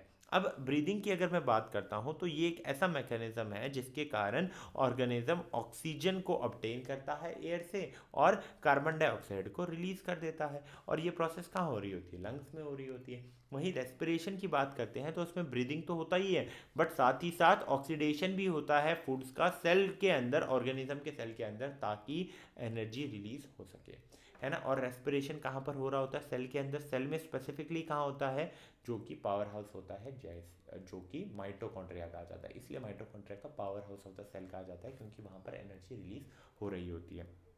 क्या ये चीज़ क्लियर है? क्या ये चीज़ क्लियर है? तो अब हम बात करेंगे कि एनर्जी रिलीज कैसे होती है ड्यूरिंग रेस्पिरेशन, है ना। How energy release during respiration is stored. Release कैसे होती है तो पढ़ लिया, स्टोर कैसे होती है वो भी समझते हैं। रेस्पिरेशन के दौरान जो भी एनर्जी प्रोड्यूस होती है वो इमीडिएटली तो है नहीं कि भैया इमीडिएटली ही यूज हो गई, कि भैया उसी टाइम पे सारी मेटाबॉलिक एक्टिविटीज होनी है। बाद में भी होंगे ना, स्टोर भी तो करना पड़ेगा। ऐसा तो नहीं अर्जेंटली अर्जेंटली वो यूज हो गई। तो instead it stored as ATP. ATP का फुल फॉर्म क्या है? एडिनोसाइन ट्राइफॉस्फेट, है ना। ये एटीपी के फॉर्म में स्टोर्ड रहता है। दो तीन चीज़ें समझ लीजिए। एटीपी क्या होता है? Adenosine triphosphate. एडीपी क्या होता है? Adenosine diphosphate. इनऑर्गेनिक फॉस्फेट क्या होता है? इसमें फॉस्फेट ग्रुप होता है जो कि फॉस्फरस और ऑक्सीजन से बना होता है। एटीबी के अंदर, एडीबी, एटीपी नहीं, एडीपी के अंदर दो फॉस्फेट ग्रुप होते हैं और ये लो एनर्जी कंपाउंड होता है। एटीपी के अंदर थ्री फॉस्फेट ग्रुप्स होते हैं और ये हाई एनर्जी कंपाउंड होता है। एडीपी के अंदर फॉस्फेट ग्रुप कितने हैं? दो। एटीपी के अंदर फॉस्फेट ग्रुप कितने हैं? तीन, है ना। एडीपी जो है वो लो एनर्जी कंपाउंड है, एटीपी जो है वो हाई एनर्जी कंपाउंड है। अब जो एनर्जी प्रोड्यूस हुई रेस्पिरेशन में, उसको हमने किस में कन्वर्ट कर दिया? एडीपी में और इनऑर्गेनिक फॉस्फेट में, ठीक है। जो भी एनर्जी कन्वर्ट नहीं किया इसमें, जो भी एनर्जी हमारी प्रोड्यूस हुई उसको हमने यूटिलाइज किया, ताकि मैं एडीपी को और फॉस्फेट ग्रुप को किस में कन्वर्ट कर दूं? एटीपी को। सिंपल सी बात है, समझिए। एनर्जी रिलीज हुई, ठीक है, एनर्जी प्रोड्यूस हुई, सॉरी, एनर्जी जो भी प्रोड्यूस हुई उसको हमने यूज़ किया। किस में यूज़ किया?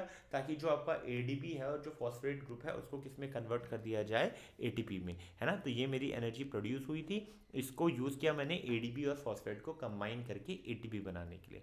और जब सेल्स को एनर्जी की रिक्वायरमेंट होगी तो ये एटीपी टूटेगा, आपको वापस से एडीपी और फॉस्फेट मिल जाएगा, और जो एनर्जी आपको मिली उससे जो भी आपकी रिक्वायरमेंट्स है उन रिक्वायरमेंट्स को आप फुलफिल कर सकते हो। और ये साइकिल क्या इंश्योर करती है? ये साइकिल इंश्योर करती है कि जो भी स्टोर्ड एनर्जी है वो बाकी सारी सेलुलर एक्टिविटीज़ के लिए, जो भी मेटाबॉलिक एक्टिविटीज़ है उसको, उसके लिए जो एनर्जी डिमांड है वो मेंटेन कर सके, इंश्योर कर सके। चीज़ क्लियर है कि जो आपकी एनर्जी प्रोड्यूस हुई थी रेस्पिरेशन प्रोसेस में, उससे आपने एडीपी और फॉस्फेट ग्रुप को एटीपी में कन्वर्ट किया, on requirement ATP break down हुआ, आपको एडीपी और फॉस्फेट ग्रुप मिला और साथ ही साथ एनर्जी मिली। क्या चीज़ क्लियर है? अब हम बात करेंगे डिफरेंट टाइप्स ऑफ रेस्पिरेशन के लिए वो प्रोसेस कैसे होता है। उसके लिए कुछ चीज़ें आपको पता होनी चाहिए कि ग्लूकोज की अगर मैं बात करता हूँ तो ये कंपाउंड होता है 6 कार्बन एटम का, है ना। ग्लूकोज की अगर मैं बात करता हूँ तो ग्लूकोज 6 कार्बन एटम का कंपाउंड होता है, और ये सिंपल फूड है जो कि ऑक्सीडेशन अंडरगो करता है सेलुलर रेस्पिरेशन वाले प्रोसेस में, और ये सेल के अंदर होती है किसी भी ऑर्गेनिज्म के, है ना। ग्लूकोज जो होता है सिंपल फूड है जो कि ऑक्सीडेशन अंडरगो करेगा। कहाँ पर? सेल में। प्रोसेस क्या होती है? Cellular respiration. पायरुविक एसिड या पायरुवेट क्या होता है? एक 3 कार्बन कंपाउंड होता है जिसे आप पायरुवेट भी कहते हो। इसका फॉर्मूला क्या है? CH3COCOOH, है ना। इसे कीटोनिक, क्योंकि देखिए यहाँ पर एक कीटोन ग्रुप भी है, हमने देखा था भैया अभी 4th चैप्टर में कि कीटोन ग्रुप क्या होता है, दोनों साइड चेन चाहिए। तो यहाँ पर एक कार्बन की चेन है और यहाँ पे एक कार्बन की चेन है ना। अब इधर ये तो कीटोनिक ग्रुप हो गया, ये क्या हो गया? Carboxylic group. तो इसको क्या कहा जाता है? ये एक कीटोनिक, कीटोन नहीं, कीटोनिक भी बोल सकते हैं, कीटोन भी बोल सकते हो, कीटोनिक कार्बोक्सिलिक एसिड है। बात करेंगे लैक्टिक एसिड या लैक्टेट की, तो ये एक 3 कार्बन कंपाउंड होगा जिसे लैक्टेट भी कहा जाता है, और उसका फॉर्मूला क्या है? CH3CHOH। यहाँ पे OH जो है उसे हाइड्रोक्सी बोला जाता है, और कार्बोक्सिलिक एसिड तो है ही, तो ये एक हाइड्रोक्सी कार्बोक्सिलिक एसिड है। बात करते हैं प्रोसेस कैसे हो रही होती है, टाइप्स ऑफ रेस्पिरेशन की बात करेंगे। दो टाइप्स के रेस्पिरेशन होते हैं मेनली, एरोबिक एंड एनारोबिक। अब क्राइटेरिया क्या है, अगेन अगर हम कैटेगराइजेशन कर रहे हैं तो क्राइटेरिया होना चाहिए, किस क्राइटेरिया पे हम कैटेगराइजेशन कर रहे हैं। तो पहली कैटेगरी थी एरोबिक रेस्पिरेशन, दूसरी कैटेगरी थी एनारोबिक रेस्पिरेशन। एरोबिक रेस्पिरेशन जो है ऑक्सीजन के प्रेजेंस में होगा, एनारोबिक रेस्पिरेशन जो है ऑक्सीजन के एब्सेंस में होगा। हो सकता है कि लैक ऑफ ऑक्सीजन हो तो वहां पर लैक्टिक एसिड फर्मेंटेशन हो सकता है कि बिल्कुल ही ऑक्सीजन ना हो तो वहां पर एल्कोहलिक फर्मेंटेशन होगा। यानी कि एरोबिक एनारोबिक, और एनारोबिक में भी दो पार्ट है, लैक्टिक एसिड फर्मेंटेशन और एल्कोहलिक फर्मेंटेशन। क्या ये चीज़ क्लियर है? अब इस चार्ट को समझेंगे, और ये चार्ट ना काफ़ी इंपॉर्टेंट भी है। अगर मैं बात करूंगा इस चार्ट की इंपॉर्टेंस की तो ये एग्जाम में पूछा जा सकता है ना, ये एग्जाम में आ सकता है, तो ये आपको पता होना चाहिए। आपके पास ग्लूकोज था, साइटोप्लाज्म में ये ग्लूकोज किस में कन्वर्ट हो गया, पायरुवेट, और कुछ अमाउंट ऑफ एनर्जी यहाँ पर रिलीज हुई। अब यहाँ से सारा खेल स्टार्ट होगा। ग्लूकोज तो पायरुवेट में कन्वर्ट होना ही है। पायरुवेट क्या था हमने देख लिया है ना, ketonic carboxylic acid, 3 carbon atom थे उस कंपाउंड में, ठीक है। ये चीज़ तो हमने देख ली कि पायरुवेट क्या है। अब मान लीजिए इस पायरुवेट को कंप्लीट ऑक्सीजन मिलता है, माइटोकॉन्ड्रिया के अंदर कंप्लीट ऑक्सीजन मिलता है, इसका कंप्लीट ऑक्सीडेशन होता है और आपको प्रोडक्ट में क्या मिलता है, CO2, H2O और एनर्जी। तो ये प्रोसेस क्या है भैया, इस प्रोसेस को आपने बोला एरोबिक रेस्पिरेशन। इस प्रोसेस को आपने क्या बोला, एरोबिक रेस्पिरेशन। क्या ये चीज़ क्लियर है? क्या ये चीज़ क्लियर है? उसके बाद हम बात करेंगे कि अगर मसल सेल्स में, कभी कभी आपने देखा होगा कि स्पोर्ट्समैन हैं या क्रिकेटर्स हैं तो उनका भैया क्या होता है, क्रैम्प्स आ जाता है पैर में। क्यों? क्योंकि जो मसल सेल्स होते हैं वहाँ पे ऑक्सीजन की कमी हो जाती है। उस केस में ये जो पायरुवेट है वो किस में कन्वर्ट होता है, लैक्टिक एसिड और एनर्जी में। तो इस प्रोसेस को लैक्टिक एसिड फर्मेंटेशन कहा जाता है। ये एक एनारोबिक रेस्पिरेशन का टाइप है। और यहाँ पर अगर एब्सेंस ऑफ ऑक्सीजन हो तो वहाँ पर अल्कोहलिक फर्मेंटेशन होता है। प्रोडक्ट क्या मिलता है, इथेनॉल मिलता है, CO2 मिलता है, एनर्जी मिलता है। यानी कि पायरुवेट अगर एब्सेंस ऑफ ऑक्सीजन है तो आपको इथेनॉल और CO2 और एनर्जी मिलेगी, है ना। अगर लैक ऑफ ऑक्सीजन है तो आपको लैक्टिक एसिड और एनर्जी मिलेगी। और अगर कंप्लीट है, प्रेजेंस ऑफ ऑक्सीजन में है, sufficient amount of oxygen presence है, तो CO2, H2O और एनर्जी मिलेगी। बट अंतर क्या है, एरोबिक रेस्पिरेशन में जो अमाउंट ऑफ एनर्जी रिलीज होती है वो काफ़ी ज़्यादा होती है as compare to anaerobic respiration, है ना। ये चीज़ आपको समझनी पड़ेगी कि जो एरोबिक रेस्पिरेशन होता है उसमें जो एनर्जी रिलीज होती है वो काफ़ी ज़्यादा होती है as compare to lactic acid fermentation या एल्कोहलिक फर्मेंटेशन। क्या ये चीज़ क्लियर है? क्या ये चीज़ क्लियर है? तो चलिए जल्दी से हम लोग डिफरेंस देख लेते हैं। डिफरेंस देख लेते हैं कि एरोबिक रेस्पिरेशन में क्या डिफरेंस होता है और एनारोबिक रेस्पिरेशन में क्या डिफरेंस होता है। एरोबिक रेस्पिरेशन जो है वो प्रेजेंस ऑफ ऑक्सीजन में होता है, एनारोबिक रेस्पिरेशन जो है वो एब्सेंस ऑफ ऑक्सीजन में होता है। एरोबिक रेस्पिरेशन में कंप्लीट ब्रेकडाउन होता है ग्लूकोज का और एनारोबिक रेस्पिरेशन में पार्शियल ब्रेकडाउन होता है ग्लूकोज का। एरोबिक रेस्पिरेशन में जो प्रोडक्ट मिलता है एंड प्रोडक्ट वो CO2 और H2O होता है। एनारोबिक रेस्पिरेशन में ये एंड प्रोडक्ट इथेनॉल, CO2 या लैक्टिक एसिड हो सकता है।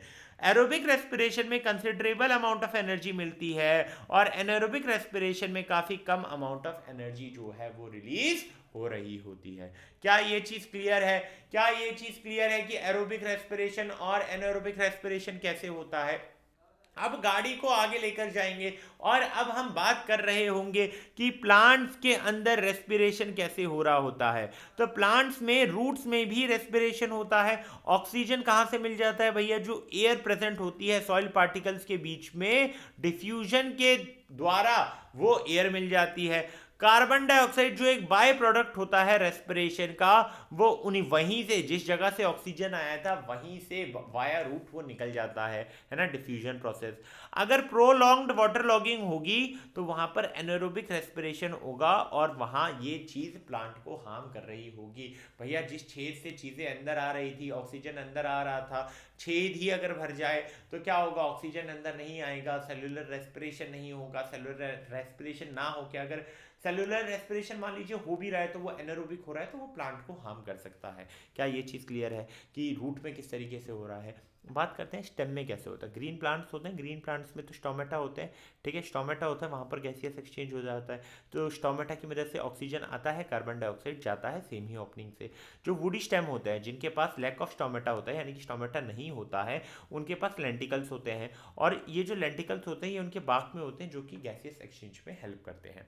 और जो वुडी स्टेम है उसमें इन्हीं लेंटिकल से ऑक्सीजन आता है और कार्बन डाइऑक्साइड इन्हीं ओपनिंग से बाहर भी चला जाता है ना। उनके बाग्स में लेंटिकल्स होते हैं, जो वुडी स्टेम होते हैं उनके बाग्स में लेंटिकल्स होते हैं और ये लेंटिकल्स गैसियस एक्सचेंज में हेल्प करते हैं, है ना। उसके बाद लीव्स में कैसे होता है, लीव्स में तो सभी को पता है स्टोमेटा होता है, स्मॉल पोर, है ना, जो कि गैसियस एक्सचेंज को फैसिलिटेट कर रहा होता है। ऑक्सीजन अंदर आता है और उस प्रोसेस के बाद, रेस्पिरेशन के प्रोसेस के बाद जो CO2 प्रोड्यूस हुआ है वो एग्जिट कर देता है स्टोमेटा से। क्लियर है ये चीज़। चलिए बात करते हैं ये गैसियस एक्सचेंज डे टाइम में कैसे होता है और नाइट टाइम में कैसे होता है। प्रोसेस को समझिएगा। ऑक्सीजन प्रोड्यूस होता है फोटोसिंथेसिस, यानी कि मान लीजिए कि ये फोटोसिंथेसिस का प्रोसेस हो रहा है, इसमें क्या प्रोड्यूस हुआ, ऑक्सीजन प्रोड्यूस हुआ, है ना। ये ऑक्सीजन किस में यूटिलाइज होगा, ये ऑक्सीजन यूटिलाइज होगा रेस्पिरेशन वाले प्रोसेस के लिए, है ना। रेस्पिरेशन वाले प्रोसेस के लिए यूज़ कर लिया और जो बचा हुआ ऑक्सीजन था वो कहाँ चला गया, बचा हुआ ऑक्सीजन एयर में चला गया।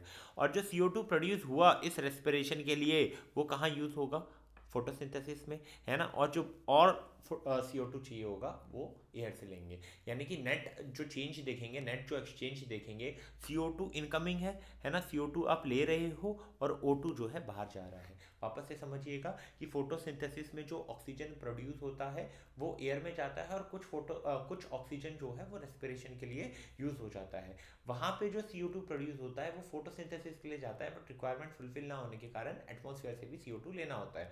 तो जो नेट एक्सचेंज होता है CO2 अंदर आता है ना, और ऑक्सीजन जो है वो बाहर जाता है। ये डे टाइम की कहानी है। नाइट टाइम में फोटोसिंथेसिस होगा नहीं, यानी कि ऑक्सीजन प्रोड्यूस होगी नहीं। तो ऑक्सीजन जो एयर से है ना, एक सिंपल सी बात है कि फोटोसिंथेसिस हो नहीं रहा, तो सिंपल सी बात है कि रेस्पिरेशन के लिए जो ऑक्सीजन चाहिए आपको एटमॉस्फेयर से ही लेना पड़ेगा और वो लीव्स की वजह से डिफ्यूज इन हो जाएगा और जो कार्बन डाइऑक्साइड प्रोड्यूस हो रही है वो बाहर निकल जाएगा। यानी कि नेट एक्सचेंज जो देखोगे, ऑक्सीजन आपने लिया और कार्बन डाइऑक्साइड जो है वो बाहर चला गया, है ना। ये जो है नेट एक्सचेंज है। क्या ये चीज़ क्लियर है कि डे टाइम में क्या नेट एक्सचेंज होता है और नाइट टाइम में क्या नेट एक्सचेंज होता है। डे टाइम में हम CO2 लेते हैं, नाइट टाइम में डे टाइम में प्लांट CO2 लेते हैं और नाइट टाइम में वो लोग क्या करते हैं, उल्टा करते हैं, CO2 रिलीज करते हैं और उनको ऑक्सीजन चाहिए होता है, क्योंकि नाइट टाइम में फोटोसिंथेसिस नहीं हो रहा होता है। इसके पीछे ये रीज़न है। इसके बाद बात करेंगे कि भैया फिश में रेस्पिरेशन कैसे होता है। तो फिश क्या करते हैं, फिश के पास ब्रीथ करने के लिए एक स्पेसिफिक ऑर्गन होता है जिसे गिल्स का नाम दिया गया है। ये दोनों साइड, उनके हेड के दोनों साइड प्रेजेंस होते हैं और इन्हें कवर करने के लिए इनके पास गिल कवर्स हैं। गिल क्या करता है, डिजॉल्व ऑक्सीजन को एक्सट्रैक्ट कर लेता है वाटर से, जो भी उनके ऊपर से फ्लो हुआ, एंड देन फिश के अंदर लंग्स तो होता नहीं है, तो वो फिर सिर्फ रिलाई करते हैं अपने गिल्स के ऊपर गैसियस एक्सचेंज के लिए। यानी कि जो गैसियस एक्सचेंज फिश में हो रहा है वो किसके कारण हो रहा होता है, उनके पास जो गिल्स हैं जो कि उनके हेड के दोनों ही तरफ हैं और वो किससे कवर हैं, गिल कवर से कवर्ड है। क्या ये चीज़ क्लियर है। जब पानी बाहर जाता है, व्हेन आउट ऑफ वाटर, पानी से बाहर जाता है, पानी बाहर जाता नहीं, पानी से बाहर जाता है, तो फिश को क्या होता है, ऑक्सीजन नहीं मिलता। और अगर ऑक्सीजन नहीं मिलता तो वहाँ पर ये उनके लिए जानलेवा साबित होता है, क्योंकि ऑक्सीजन तो वो वाटर से ही एक्सट्रैक्ट कर रहे थे और वाटर से ही बाहर निकाल दिया। ऑक्सीजन मिलेगा नहीं, ऑक्सीजन मिलेगा नहीं तो क्या होगा, फिर वो प्रोसेस होगा नहीं, है ना। तो गिल क्या करता है, डिजॉल्व ऑक्सीजन को अब्जॉर्ब करता है, देन वो ब्लड की मदद से जो फिश के सारे पार्ट है वहाँ पर चला जाता है और जो कार्बन डाइऑक्साइड है वो वापस से किस में आ जाता है, वाटर में आ जाता है गिल्स की मदद से। यानी कि O2 चाहिए था, O2 ले लिया गिल्स की मदद से, CO2 नहीं चाहिए था तो CO2 वापस चला गया। ये चीज़ क्लियर है। चलिए फिश में क्लियर हो गया। अर्थवॉर्म की बात करते हैं या लीचेस की बात करते हैं। तो अर्थवॉर्म और लीचेस अगर आपने कभी भी ऑब्जर्व किया होगा या उन्होंने देखा होगा तो वहाँ पर आपने ये चीज़ नोटिस की होगी कि उनकी ना स्किन जो होती है वो काफ़ी थिन और मॉइस्ट होती है ना। मॉइस्ट के बारे में आप कह सकते हो कि उनकी स्किन जो होती है वो मॉइस्ट होती है और वो रेस्पिरेटरी सरफेस की तरह एक्ट करती है। यानी कि जो गैसियस एक्सचेंज है वो उस मॉइस्ट स्किन की हेल्प से होगा। अर्थवॉर्म की स्किन जो होती है वो काफ़ी वेल वस्कुलराइज होती है, ऑक्सीजन को एब्जॉर्ब करते हैं और ये जो ऑक्सीजन एब्जॉर्ब हुआ है वो किस लिए हुआ है, ताकि जो रेस्पिरेशन के लिए ऑक्सीजन की डिमांड थी उसे फुलफिल किया जा सके। अब इस ऑक्सीजन को ट्रांसपोर्ट किया जाता है हर एक सेल में वाया ब्लड, है ना। और जो कार्बन डाइऑक्साइड प्रोड्यूस हुआ उसे स्किन से ही वापस से एक्सपेल्ड आउट कर दिया जाता है। यानी कि लीचेस और अर्थवॉर्म की अगर हम बात करते हैं तो वहाँ पर उनकी स्किन जो है एक रेस्पिरेटरी सरफेस की तरह एक्ट कर रही होती है। अब मामला आगे आता है और हमेशा की तरह रेस्पिरेशन इन ह्यूमन बात करते हैं। जैसे डाइजेशन भी सबका बात करने के बाद ह्यूमन पे आए थे, वैसे ही अब रेस्पिरेशन भी सबका बात करने के बाद अब हम किस में आ गए हैं, ह्यूमन में आ गए हैं। अब ह्यूमन रेस्पिरेटरी सिस्टम में काफ़ी सारे ऑर्गन्स होते हैं। इसमें नोज आ गया, इसमें नेसल पैसेज आ गया, इसमें ट्रैकिया आ गया, इसमें ब्रोंकाई आ गया, इसमें लंग आ गया, इसमें डायफ्राम आ गया। इस तरीके का आपका जो है ये क्या दिखता है, आपका ह्यूमन रेस्पिरेटरी सिस्टम दिखता है। अगर आप ध्यान से देखेंगे तो आपका यहाँ से चीज़ें आपको क्लियर दिख रही होंगी। ये जो है ना, ये खास चीज़ें जिसे एल्वेलाई कहा जाता है। थोड़ी देर में इसको भी समझेंगे कि एल्वेलाई क्या होता है। अब प्रोसेस को समझो कि प्रोसेस क्या हो रहा है। प्रोसेस ये हो रहा है कि भैया एयर आता है, नॉस्ट्रिल से अंदर घुसता है, वहाँ पे नेसल पैसेज है जो कि एक फिल्टर की तरह कर रहा है ताकि वो इम्प्योरिटीज़ को फिल्टर आउट कर सके। ठीक है, फिर जो ट्रैकिया जिसे विंड पाइप कहा जाता है वो किससे सपोर्टेड होती है, रिंग ऑफ कार्टिलेजेस से। क्यों होती है, ताकि कोलैप्सिंग से प्रिवेंट कर सके। ये चीज़ क्लियर है। जो अपर पार्ट होता है ट्रैकिया का, उसमें लैरिंग्स होता है। लैरिंग्स को आप क्या बोलते हो, वॉइस बॉक्स भी बोलते हो। ये भी चीज़ क्लियर है। उसके बाद जब आप नीचे जाते हो तो ट्रैकिया डिवाइड होता है दो स्मॉलर ट्यूब्स में, जिसे क्या बोलते हैं, ब्रोंकाई, जो कि लंग से कनेक्टेड होता है। ये भी क्लियर है। इसके बाद हर एक ब्रोंकस जो है वो डिवाइड होता है लंग्स में स्मॉलर ट्यूब, जिसे क्या कहा जाता है, ब्रोंक्यूल्स, है ना।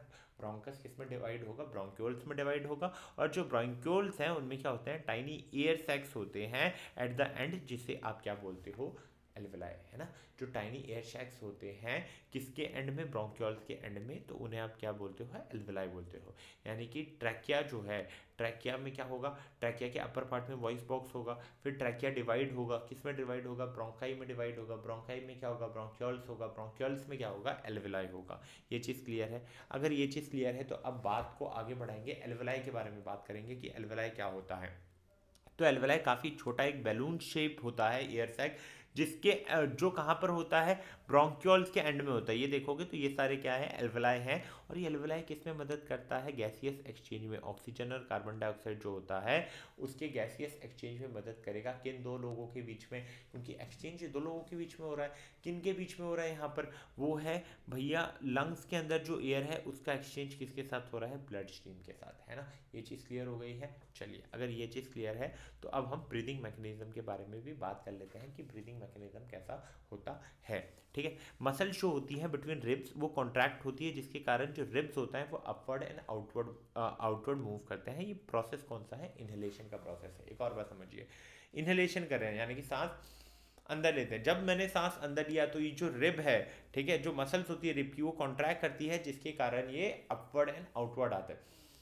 आप देख रहे हो ये जो रिब्स यहाँ होती है ये अपवर्ड देन आउटवर्ड आ रहा है। डाइफाग्राम जो है वो कॉन्ट्रैक्ट कर जाता है। डाइफाग्राम क्या होता है भैया, कि ये आपका यहाँ पे मैं आपको बता देता हूँ। डाइफाग्राम ये वाला जो पार्ट है यहाँ पे, ये आप देख रहे हो, ये क्या है, डाइफाग्राम है। ठीक है, ये मूवमेंट को सपोर्ट करता है ना। तो डाइफाग्राम क्या होता है, कॉन्ट्रैक्ट होता है और वो कहाँ, ऊपर की तरफ मूव करता है। ये चीज़ क्लियर है। तो एयर आ जाती है लंग्स के अंदर, है ना, ऊपर मूव किया, डायफ्राम कॉन्ट्रैक्ट हुआ, डायफ्राम कॉन्ट्रैक्ट होकर डाउनवर्ड मूव हुआ, एयर अंदर आई, एयर अंदर आई तो लंग्स भर गया। ठीक है, और एक्सपांड हो गया। ठीक है, अब एक्सेलेशन का प्रोसेस समझेंगे कि एक्सेलेशन का प्रोसेस क्या है। एक्सेलेशन के प्रोसेस में क्या होता है कि जो हमारा ये रिब केज होता है वो डाउनवर्ड और इनवर्ड मूवमेंट करता है। डायफ्राम जो है वो रिलैक्स करती है, वो अपवर्ड मूव करती है। और जो चेस्ट कैविटी है उसकी साइज डिक्रीज हो जाती है, क्योंकि एयर जो है एक्सपेल्ड आउट हो रहा है। ठीक है, और एयर लंग्स के बाहर निकल जाती है। क्या ये चीज़ क्लियर है, क्या ये चीज़ क्लियर है। चलिए यहाँ पे नोट थोड़ा सा इंपॉर्टेंट पॉइंट्स उसको कवर कर लेते हैं। रेस्पिरेशन के दौरान जो ऑक्सीजन कैरिड होता है by the blood to all part of the body, वो जाता कैसे है, एक रेड पिगमेंट होता है हमारे ब्लड में, उसे हीमोग्लोबिन कहा जाता है। उस हीमोग्लोबिन के साथ वो कंबाइन होकर चला जाता है। अब जैसे जैसे ब्लड पास होता है बॉडी टिश्यूज़ में, ऑक्सीजन जो होते हैं हर सेल में डिफ्यूज होते हैं और वहाँ पर वो क्या करता है, कंबाइन होता है डाइजेस्टेड फूड के साथ, ऑक्सीडेशन होता है, रेस्पिरेशन होता है, एनर्जी मिल जाती है। और जो ये प्रोसेस है इसमें क्या प्रोड्यूस होता है, कार्बन डाइऑक्साइड प्रोड्यूस होता है, जो कि एक वेस्ट प्रोडक्ट है, जो कि ब्लड में डिफ्यूज होकर फिर क्या करता है, बाहर निकल जाता है। ये चीज़ क्लियर है। चलिए अब यहाँ तक हमने क्या कवर कर लिया, न्यूट्रिशन कवर कर लिया, फिर हमने क्या कवर कर लिया, ट्रांसपोर्टेशन कवर कर लिया, सॉरी न्यूट्रिशन कवर कर लिया और रेस्पिरेशन कवर कर लिया। अब बात करेंगे ट्रांसपोर्टेशन के बारे में। आई नो काफ़ी लंबा चैप्टर है, सारी चीज़ें आप इन डिटेल में पढ़ रहे हो, बट यार ये अभी टाइम है कि हम इन डिटेल में पढ़ सकते हैं। फिर जो फास्ट ट्रैक सीरीजेज आएंगी जहाँ पर आपको चीज़ें बहुत जल्दी जल्दी बताया जाएगा, जो रैपिड रिवीजन है, तो अगर आपने यहाँ अच्छे से पढ़ा होगा, यहाँ अच्छे से नोट्स बनाए होंगे, यहाँ अच्छे से चीज़ों को लिखा होगा, इसके बाद अच्छे से रिवीजन करोगे तो वहाँ आपको काफ़ी आसानी लगेगी। अगर वीडियो के इस पोर्शन तक आप आ चुके हैं तो इट्स माई बहुत बहुत सिंसियर रिक्वेस्ट है, बहुत प्यार से एकदम रिक्वेस्ट कर रहा हूँ कि भैया आगे भी बने रहिए। यहाँ तक बने हैं तो फिर छोड़िएगा मत, आगे आए हैं तो करके जाएंगे, है ना, वो वाला सीन है। चलिए ट्रांसपोर्टेशन की बात कर लेते हैं कि ट्रांसपोर्टेशन का प्रोसेस क्या होता है। सारे ऑर्गेनिज्म, चाहे वो प्लांट्स हो चाहे वो एनिमल्स हो, कुछ भी हो, लिविंग ऑर्गेनिज्म है, तो उनके पास एक इंटरनल ट्रांसपोर्ट सिस्टम होना चाहिए ताकि जो वाइटल सब्सटेंसेस है जैसे कि फूड हो गया, ऑक्सीजन हो गया, वाटर हो गया, इन सभी चीज़ों को ट्रांसपोर्ट कर सके सेल्स में। ये चीज़ समझ में आ रही है। ट्रांसपोर्ट में क्या होता है भैया, सब्सटेंस एक प्लेस से मूव होता है और दूसरे प्लेस में जाता है, ये चीज़ क्लियर है। लार्ज ऑर्गेनिज्म जैसे कि प्लांट्स और एनिमल एनिमल हो गए, उनके पास स्पेसिफाइड स्पेशलाइज्ड टिश्यू होते हैं, स्पेशलाइज्ड टिश्यू होते हैं, ऑर्गन्स होते हैं, ताकि भैया ये ट्रांसपोर्ट का जो प्रोसेस है वो एफिशिएंट तरीके से हो सके। क्या ये चीज़ क्लियर है? क्या ये चीज़ क्लियर है कि जो बड़े प्लांट और एनिमल होते हैं वहाँ पर स्पेशलाइज्ड ऑर्गन्स होते हैं, टिश्यूज होते हैं जो इस प्रोसेस को टेक केयर कर सकें। ये चीज़ क्लियर है। पहले बात करेंगे ट्रांसपोर्ट किसमें, प्लांट में, है ना। प्लांट एंड एनिमल की अगर आप बात करते हो तो वहाँ स्पेशलाइज्ड टिश्यू या ऑर्गन होते हैं, ये चीज़ तो हमें पता है। अगर मैं प्लांट की बात करता हूँ तो वहाँ पर एक पूरा वस्कुलर सिस्टम होता है।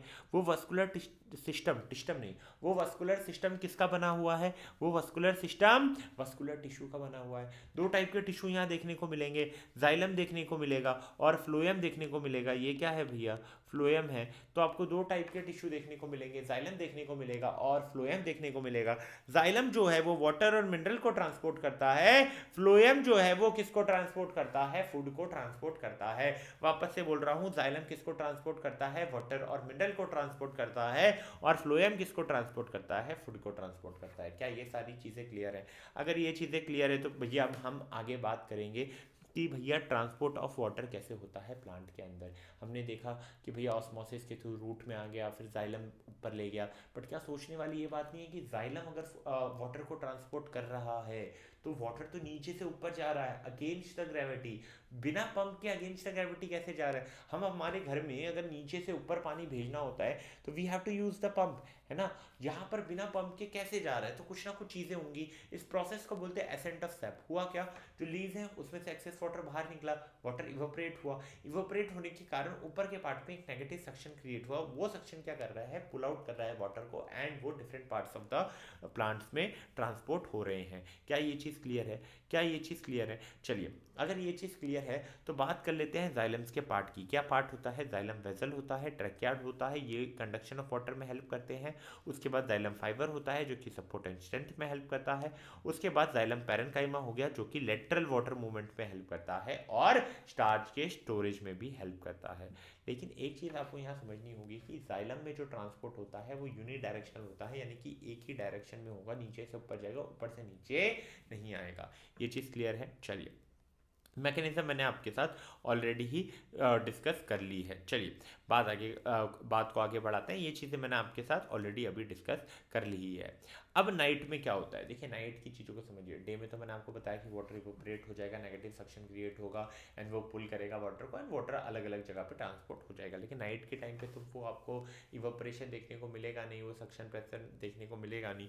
तो नाइट टाइम में क्या होता है, जब ट्रांसपिरेशन कम हो रहा होता है तो स्टोमेटा क्लोज होते हैं और रूट एक्टिवली टेक पार्ट लेता है, वो आयंस को टेकअप करता है सॉइल से, एक कंसंट्रेशन डिफरेंस क्रिएट करता है और इसके कारण एक प्रेशर क्रिएट होता है जो कि वाटर को पुश करता है into the root xylem, contributing to upward water movement. यानी कि हुआ क्या भैया, अब जब ट्रांसपिरेशन स्लो चल रहा है तो अपने आयंस की कंसंट्रेशन ज़्यादा की, आयंस की कंसंट्रेशन ज़्यादा है तो कंसंट्रेशन ग्रेडियंट डेवलप हो गया।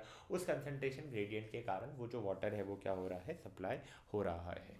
चलिए अब बात कर लेते हैं ट्रांसलोकेशन की, कि ट्रांसलोकेशन में क्या होता है। जो भी सॉल्युबल प्रोडक्ट बना फोटोसिंथेसिस का, जैसे कि शुगर लीव में बना, अब लीव से डिफरेंट पार्ट ऑफ प्लांट में इसका ट्रांसपोर्टेशन होना चाहिए, है ना। खाना बन चुका है, खाने का ट्रांसपोर्ट होना है। खाने का ट्रांसपोर्ट किसकी मदद से होगा, तो वो फ्लोएम की मदद से होगा, ठीक है। शुगर के अलावा भी फ्लोएम काफ़ी सारी चीज़ों को ट्रांसपोर्ट करता है, जैसे कि अमीनो एसिड हो गया, और काफ़ी सारी और भी चीज़ें होंगी रिक्वायर्ड जो कि फ्लोएम ट्रांसपोर्ट करता है। फ्लोएम्स के पार्ट को देखेंगे तो यहाँ पर सीव ट्यूब आता है, कंपेनियन सेल आता है, फ्लोएम फाइबर आता है, और फ्लोएम पैरेन्काइमा आता है। पहले दो पार्ट जो है वो ट्रांसलोकेशन में हेल्प करते हैं। फ्लोएम फाइबर जो है स्ट्रेंथ प्रोवाइड करता है, और फ्लोएम पैरेन्काइमा में स्टोरेज हो रखा होता है। फ्लोएम में बाई डायरेक्शनल मूवमेंट देखने को मिलता है। जाइलम में जहां यूनी डायरेक्शनल मूवमेंट होता है, फ्लोएम में बाई डायरेक्शनल होता है। तो जाइलम वाला process ascent of sap, phloem वाला process translocation, unidirectional bidirectional. Clear है। चलिए अब ट्रांसपोर्टेशन सिस्टम देखेंगे ह्यूमंस में। यहां पर आ जाता है आपका सर्कुलेटरी सिस्टम, और आ जाता है आपका लिम्फेटिक सिस्टम। सर्कुलेटरी सिस्टम क्या प्रोवाइड करता है, न्यूट्रिएंट्स और ऑक्सीजन, और लिम्फेटिक सिस्टम क्या सपोर्ट करता है, इम्यून फंक्शन को, और एक्सेस फ्लूइड को ड्रेन करता है, और पैथोजन और वेस्ट को फिल्टर आउट करता है। तो दो सिस्टम हमारी बॉडी के अंदर काम कर रहे होंगे, एक है सर्कुलेटरी सिस्टम और दूसरा लिम्फेटिक सिस्टम। क्या ये चीज क्लियर है। सर्कुलेटरी सिस्टम के तीन कंपोनेंट रहेंगे, एक रहेगा ब्लड, एक रहेगा ब्लड वेजल, और रहेगा हार्ट। ब्लड क्या है, लिक्विड है। ब्लड वेजल क्या है, पाइप है। और हार्ट क्या है, पंप है। मान लीजिए आपका घर है, पानी ऊपर वाली टंकी में सप्लाई करना है, पाइप का कनेक्शन चाहिए होगा, यहां पर वो सिमिलर है बॉडी में ब्लड वेजल्स की तरह। पानी ब्लड हो गया, है ना, और वो जो पंप है वो हार्ट हो गया। ब्लड क्या करता है, ऑक्सीजन, न्यूट्रिएंट्स, हार्मोन, जो भी वेस्ट प्रोडक्ट होता है उन सबको ट्रांसपोर्ट करता है। ब्लड वेजल क्या हो गया भैया, ब्लड वेजल में आर्टरीज होती है जो कि ऑक्सीजनेटेड ब्लड को लेके जाएंगी, वेन्स होती है जो डीऑक्सीजनेटेड ब्लड्स को लेके आएंगी। Sir oxygenated blood, deoxygenated blood क्या होता है समझेंगे इन डिटेल, बने रहो, 5-10 मिनट दे दो, ठीक है। और कैपिलरीज होती है जो कि फैसिलिटेट करती है न्यूट्रिएंट्स और गैसियस एक्सचेंज। उसके बाद होता है हार्ट। हार्ट क्या करता है, ब्लड को पंप करता है ताकि ऑक्सीजन को, न्यूट्रिएंट्स को, हार्मोन्स को, जो भी रिक्वायर्ड आइटम है उनको हम डिलीवर कर सकें और वेस्ट को रिमूव कर सकें। क्या ये चीज़ क्लियर है। अब इन डिटेल बात करेंगे ह्यूमन सर्कुलेटरी सिस्टम की, फिर उसके बाद हम बात कर रहे होंगे, किसकी बात कर रहे होंगे, ह्यूमन लिम्फेटिक सिस्टम की। चलिए बात कर लेते हैं। सर्कुलेटरी सिस्टम में हार्ट क्या करता है, एक पंप की तरह एक्ट करता है ताकि ब्लड को पुश किया जा सके, और साथ ही साथ क्या होते हैं, blood vessels, arteries, veins and capillaries जो कि पाइप या ट्यूब की तरह एक्ट करते हैं ताकि ब्लड जो है वो फ्लो कर सके, है ना। और इन्हें क्या कहा जाता है, ब्लड वेजल, किसे, आर्टरीज, वेन्स एंड कैपिलरीज को। चलिए अब ब्लड के बारे में पहले बात कर लेते हैं। ब्लड क्या है भैया, एक रेड कलर का लिक्विड है। ब्लड क्या है, एक रेड कलर का लिक्विड है जो कि बॉडी में सर्कुलेट करता है, और उसका कलर कहाँ से आता है, एक रेड पिगमेंट है जिसे होमोग्लोबिन कहा जाता है, वहाँ से इसको अपना कलर मिला है। ये चीज़ क्लियर है। और ये एक कनेक्टिव टिश्यू है, ब्लड जो है कनेक्टिव टिश्यू की कैटेगरी में आता है, ये भी चीज़ क्लियर है। मेन कंपोनेंट क्या होते हैं, 55% प्लाज्मा, 44% आरबीसी, कुछ अमाउंट डब्ल्यूबीसी, कुछ अमाउंट प्लेटलेट्स, है ना। प्लाज्मा के अंदर मेनली क्या होता है, वाटर होता है, वाटर होता है, आयंस होते हैं, प्रोटीन होता है, न्यूट्रिएंट होता है, वेस्ट होते हैं, कुछ गैसेस होती हैं, ठीक है। ये चीज़ ब्लड का कंपोजिशन समझ में आया। प्लाज्मा, आरबीसी, डब्ल्यूबीसी, प्लेटलेट, एक एक करके चीज़ों को समझते हैं कि क्या होता है इनका मतलब। प्लाज्मा की अगर मैं बात करूंगा तो प्लाज्मा क्या होता है, प्लाज्मा एक फ्लूइड कंपोनेंट होता है ब्लड का। प्लाज्मा जो होता है कलरलेस लिक्विड होता है ना। प्लाज्मा क्या होता है, एक कलरलेस लिक्विड होता है जो कि mainly 90% part of the plasma क्या है, वाटर है। उसके अंदर काफ़ी सारे डिजॉल्व सब्सटेंसेस हैं, जैसे कि प्रोटीन हो गया, डाइजेस्टेड फूड हो गया, सॉल्ट हो गया, वेस्ट प्रोडक्ट्स हो गए, है ना। वेस्ट प्रोडक्ट में आपका CO2 आ गया, यूरिया आ गया, और हार्मोन आ गए, ये चीज़ क्लियर है। और ये एक ट्रांसपोर्ट मीडियम की तरह सर्व करता है, और इन सब्सटेंसेस को बॉडी के विभिन्न अंग में ट्रांसपोर्ट कर रहा होता है।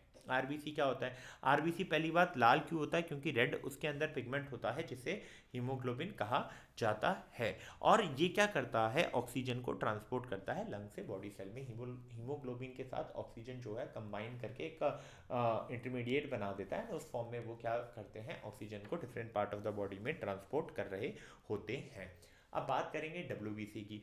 डब्ल्यूबीसी क्या करता है, एक वाइटल रोल निभा रहा होता है इन्फेक्शन से फाइट करने के लिए और हमारी बॉडी को इम्यूनिटी प्रोवाइड करने के लिए, ठीक है। ताकि कैसे इम्यूनिटी प्रोवाइड करेगा, जर्म के साथ कम्बैटिंग करके और फॉरेन बॉडी के साथ लड़ाई करके।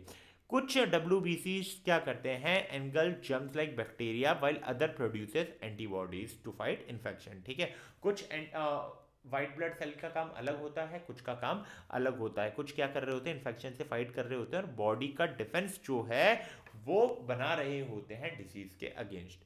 दे रेफर टू एस, यानी कि डब्ल्यूबीसी को हमारी बॉडी का सिपाही भी कहा जाता है, क्योंकि वो हमें pathogens and foreign harmful foreign material से प्रिवेंट करते हैं, प्रोटेक्ट करते हैं। प्रिवेंट से बेटर वर्ड होगा, प्रोटेक्ट करते हैं। स्फेरिकल शेप के होते हैं, इरेगुलर होता है या तो शेप, एंड सभी के अंदर एक न्यूक्लियस होता है और ये काफ़ी कम मात्रा में पाए जाते हैं। अगर आपने कभी ब्लड रिपोर्ट देखी होगी तो उस ब्लड रिपोर्ट में लिखा होता है, आप देखेंगे कि जो आरबीसी का अमाउंट है वो काफ़ी ज़्यादा होता है एज कम्पेयर टू डब्ल्यूबीसी। ये चीज़ क्लियर हो गई। अब हम बात करेंगे different type of blood vessels की। तो यहाँ पर तीन टाइप्स हैं, एक है आर्टरीज, एक है वेन्स और एक है कैपिलरीज। एक एक करके तीनों को कवर अप करते हैं। आर्टरीज क्या होता है, वेन्स क्या होता है और कैपिलरीज क्या होता है। आर्टरीज थिक वॉल्ड होती है। क्यों थिक वॉल्ड होती है, क्योंकि उसमें ऑक्सीजनेटेड ब्लड होता है और वो हार्ट से वो ऑक्सीजनेटेड ब्लड कहाँ जाता है, different part of the body में। ऑक्सीजनेटेड ब्लड सर की oxygen rich blood. Deoxygenated blood यानी कि ऑक्सीजन कम होता है, उसमें CO2 ज़्यादा होता है। क्लियर है। आर्टरीज की थिक वॉल इसलिए होती है क्योंकि हाई प्रेशर, भाई सिंपल सी बात है, ऑक्सीजनेटेड ब्लड हार्ट से लेके जा रहे हो, हाई प्रेशर से पुश होगा तो आपको उस प्रेशर को विथस्टैंड करने के लिए थिकनेस तो ज़्यादा रखनी पड़ेगी, वरना तो फट जाएगा, है ना। एक सिंपल सी बात है, अगर बहुत पतली सी लेयर होगी तो वो प्रेशर विथस्टैंड नहीं कर पाएगी, फट जाएगी। और अगर वो लेयर काफ़ी थिक रहेगी तो प्रेशर को विथस्टैंड कर लेगी। Pulmonary artery which is connected to the right ventricle, ये इकलौती ऐसी आर्टरी है, सारी आर्टरी ऑक्सीजनेटेड ब्लड लेके जाती है। पल्मोनरी आर्टरी इकलौती ऐसी आर्टरी है जो कि राइट वेंट्रिकल से कनेक्टेड है और डीऑक्सीजनेटेड ब्लड लेके जाती है। अगर लार्जेस्ट आर्टरी की बात करें तो उसका नाम आउटा है और वो ह्यूमन बॉडी के अंदर प्रेजेंट होती है। लार्जेस्ट आर्टरी है आउटा।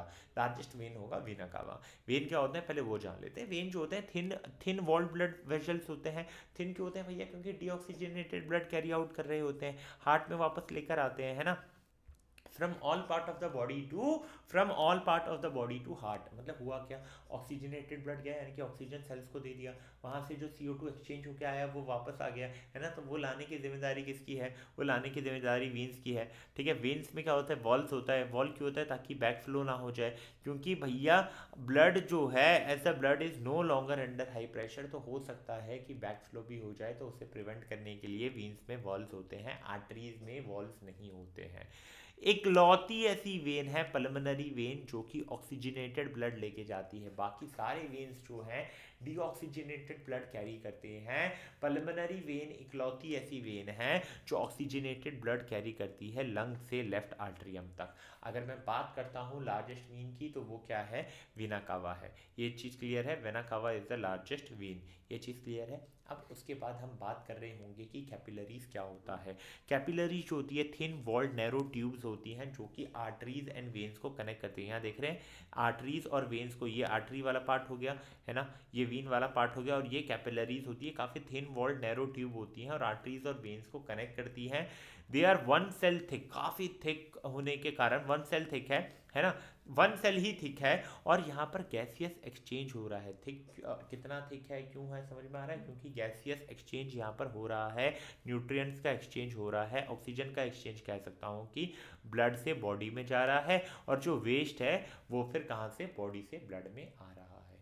ये चीज़ क्लियर हो गई। कैपिलरीज का काम क्या है, वो एक एक्सचेंज साइट का रोल निभा रहा है। इसके बाद अगर मैं हार्ट की बात करूंगा तो कोई स्पेसिफिक शेप नहीं है, रफली उसका ट्रायंगुलर शेप होता है। कोई ये मत सोचना भैया दिल जो होता है ना वो यूँ होता है, हमारे अंदर जो दिल है वो इस शेप का होता है, ये कम्प्लीटली गलत है, ठीक है। ये सारी चीज़ों से फिलहाल के टाइम पे आप दूर ही रहें तो बढ़िया है ना। कि मेरा दिल तुम्हारे पास है, वो जो सीन्स चल रहे हैं इस उम्र में उन चीज़ों से दूर रहें। आपका हार्ट किस काम के लिए है वो तो पहले पढ़ लीजिए। आपका हार्ट का जो शेप होता है वो रफली ट्रायंगुलर होता है।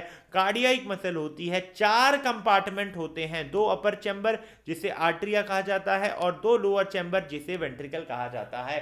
ठीक है। अपर चैम्बर को क्या बोला जाता है? आर्टरिया, ठीक है, लेफ्ट और राइट। और लोअर चैम्बर को क्या बोला जाता है? वेंट्रिकल्स। ये भी क्या होंगे? लेफ्ट और राइट होंगे। ये देखिए आ गया आपका दिल, है ना। जो आप समझते थे निकला वो कुछ और। यहां से आप देखेंगे कि ऑक्सीजनेटेड ब्लड जा रहा है लेफ्ट आर्टरियम से, फिर ये यहाँ से वॉल से कहाँ जाएगा? लेफ्ट वेंट्रिकल से, फिर वहाँ से वो पूरी पार्ट ऑफ द बॉडी पे जाएगा, है ना। यहाँ से देखिए ये पूरी बॉडी में चला गया।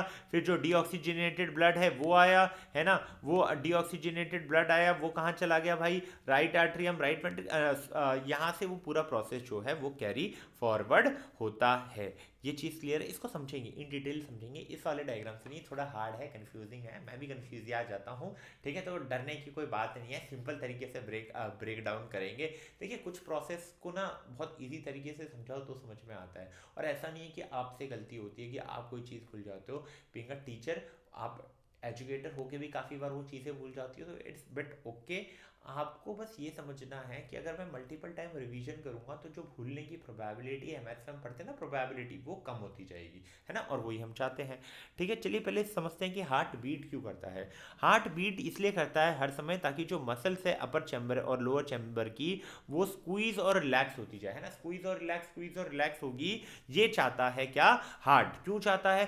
कि भैया जब अपर चैम्बर स्क्वीज होता है तो ब्लड लोअर चैम्बर में जाता है, लोअर चैम्बर जब स्क्वीज होता है तो वो ब्लड कहाँ जाता है? बॉडी में जाता है। और ये जो स्क्वीज हो रहा है ना, अपर लोअर अलग अलग नहीं हो रहा कि ऊपर हुआ नीचे हुआ, ऊपर हुआ नीचे हुआ, साथ साथ हो रहा है, एक साथ वो चीजें हो रही हैं, ठीक है। दोनों ही अपर चैम्बर एंड लोअर चैम्बर एक साथ काम करते हैं, और ये कॉन्स्टेंटली प्रोसेस चल रहा होता है, स्क्वीजिंग रिलैक्सिंग, स्क्वीजिंग रिलैक्सिंग, और इसके कारण जो ब्लड है स्मूथली हमारी बॉडी में ट्रांसपोर्ट होता है। अब ये प्रोसेस समझिए, ये प्रोसेस है, देखिए क्या हुआ।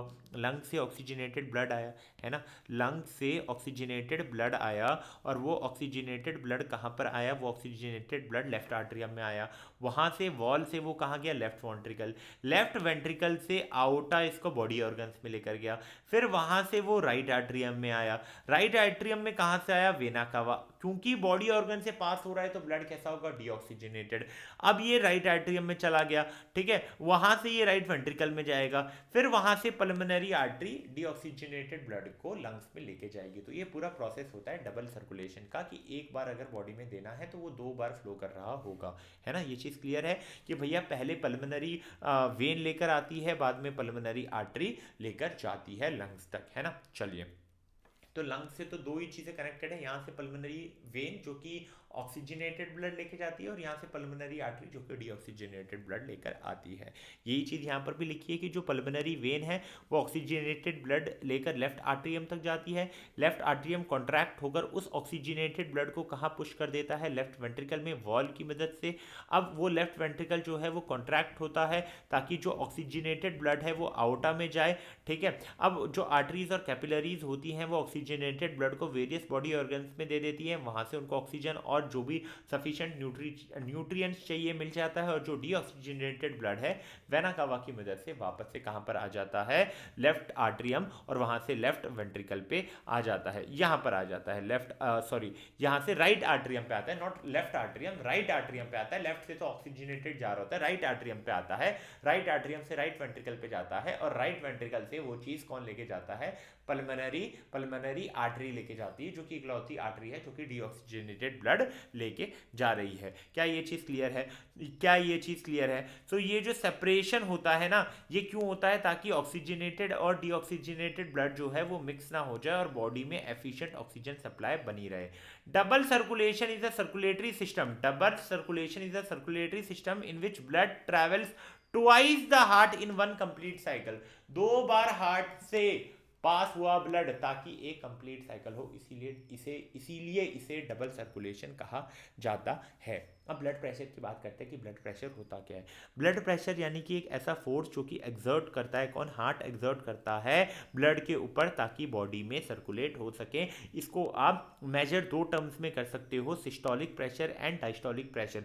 सिस्टोलिक प्रेशर तब आप मेजर करोगे जब कॉन्ट्रैक्शन हो रहा होगा, डायस्टोलिक तब मेजर करोगे जब रिलैक्सेशन होगा, है ना। कॉन्ट्रैक्शन एंड रिलैक्सेशन में दो प्रेशर आप मेजर कर सकते हो, सिस्टोलिक एंड डायस्टोलिक, एंड इसकी वैल्यू जो होती है 120/80 mm ऑफ Hg होती है। सिस्टोलिक प्रेशर रिप्रेजेंट करता है maximum force during contraction, diastolic pressure represent करता है मैक्सिमम फोर्स ड्यूरिंग रिलैक्सेशन। और जो डिवाइस हम यूज करते हैं ब्लड प्रेशर नापने के लिए उसे क्या बोलते हैं, सिग्मोमैनोमीटर, ये आपने देखा होगा, है ना। अब तो भाई एडवांस मशीन्स आ गई है, पहले तो डॉक्टर मैन्युअली करते थे, अब तो ऑटोमेटिक मशीन्स आ गई, डायरेक्ट लगाया आपका जो बीपी है डायरेक्ट डिजिटल स्क्रीन पे दिख जाता है। पहले तो डॉक्टर्स ऐसे ऐसे करते थे, है ना, ईयर्स पुश करते थे, देखते थे, उस तरीके से बताते थे कि आपका ब्लड प्रेशर क्या है। बट अब तो मॉडर्न ज़माना हो गया है, तो डिवाइसेस ऐसी आ गई कि डायरेक्टली आपने यहाँ पे लगाया एंड वो मेजर हो जाता है, जो डिजिटल स्क्रीन है उस पर शो अप हो जाता है। इसके बाद अब हम बात करेंगे लिम्फेटिक सिस्टम की। लिम्फेटिक सिस्टम क्या होता है? लिम्फेटिक सिस्टम नेटवर्क होता है टाइनी ट्यूब्स का, जिसे लिम्फ वेसल्स कहा जाता है और लिम्फ नोड कहा जाता है ह्यूमन बॉडी में।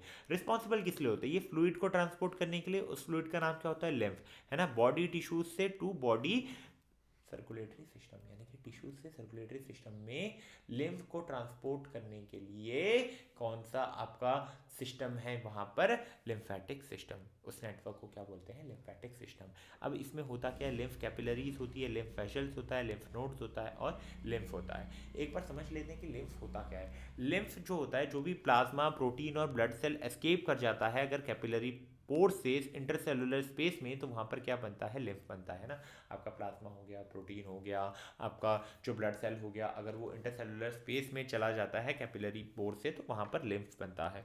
लिम्फ एक लाइट येलो कलर का लिक्विड होता है, सिमिलर होता है ब्लड प्लाज्मा में, बट उसमें रेड ब्लड सेल नहीं होता है, और उसमें लार्ज प्रोटीन मॉलिक्यूल्स होते हैं, डाइजेस्टेड फूड जर्म्स होते हैं, सेलुलर फ्रेगमेंट्स होते हैं, और ये एक मीडियम ऑफ सर्कुलर की तरह एक्ट कर रहा होता है। लेंस जो होता है बॉडी टिश्यू से हार्ट तक फ्लो होता है, और इसे क्या कहा जाता है? Extra cellular fluid.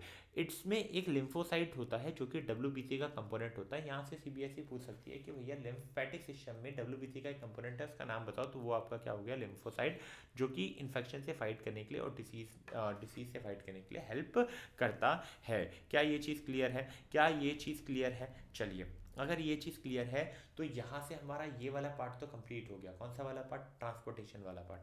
अब बात करते हैं आखिरी सेगमेंट की। अगर अभी तक बने हुए हो 10 मिनट और दे दो, इजेशन और एक्सक्रीशन कंप्लीट तरीके से ख़त्म करवा दूंगा। एक ही शर्त है भाई, साथ साथ लिखते जाओ, है ना। अगर नहीं लिखा है वीडियो वापस से देखो, नोट्स बनाओ। अपने नोट्स काफ़ी इंपॉर्टेंट है, मैं हमेशा कहता हूँ, हर एक स्ट्रेटेजिक वीडियो में भी यही कहता हूँ, और हमेशा मेरा यही कहना है कि self note is the best note, ठीक है। चलिए, अब इजेशन और एक्सक्रीशन के बीच में डिफरेंस क्या होता है उसको समझ लेते हैं, देन हम लोग बात कर लेंगे इन डिटेल इनके बारे में। इजेशन क्या होता है कि भैया अनडाइजेस्टेड फूड या अनअब्जॉर्ब फूड का निकालना का जो प्रोसेस होता है, जो उनका जो मटेरियल निकलता है, जो अनडाइजेस्टेड और अनअब्जॉर्ब फूड होता है, वो जो मटेरियल निकलता है उस प्रोसेस को इजेशन कहा जाता है।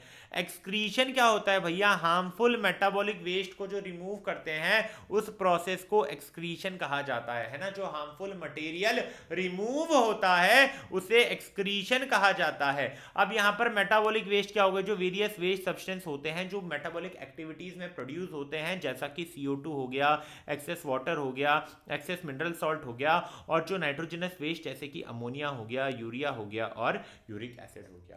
क्या ये चीजें क्लियर हैं? अगर ये चीजें क्लियर है तो अब हम बात कर लेते हैं कि ह्यूमन बॉडी में एक्सक्रीशन कैसे हो रहा है। तो ह्यूमन बॉडी में एक्सक्रीटरी सिस्टम है जिसमें दो किडनी होती है, दो यूरेटर होता है, एक यूरिनरी ब्लैडर होता है और एक यूरेथ्रा होता है।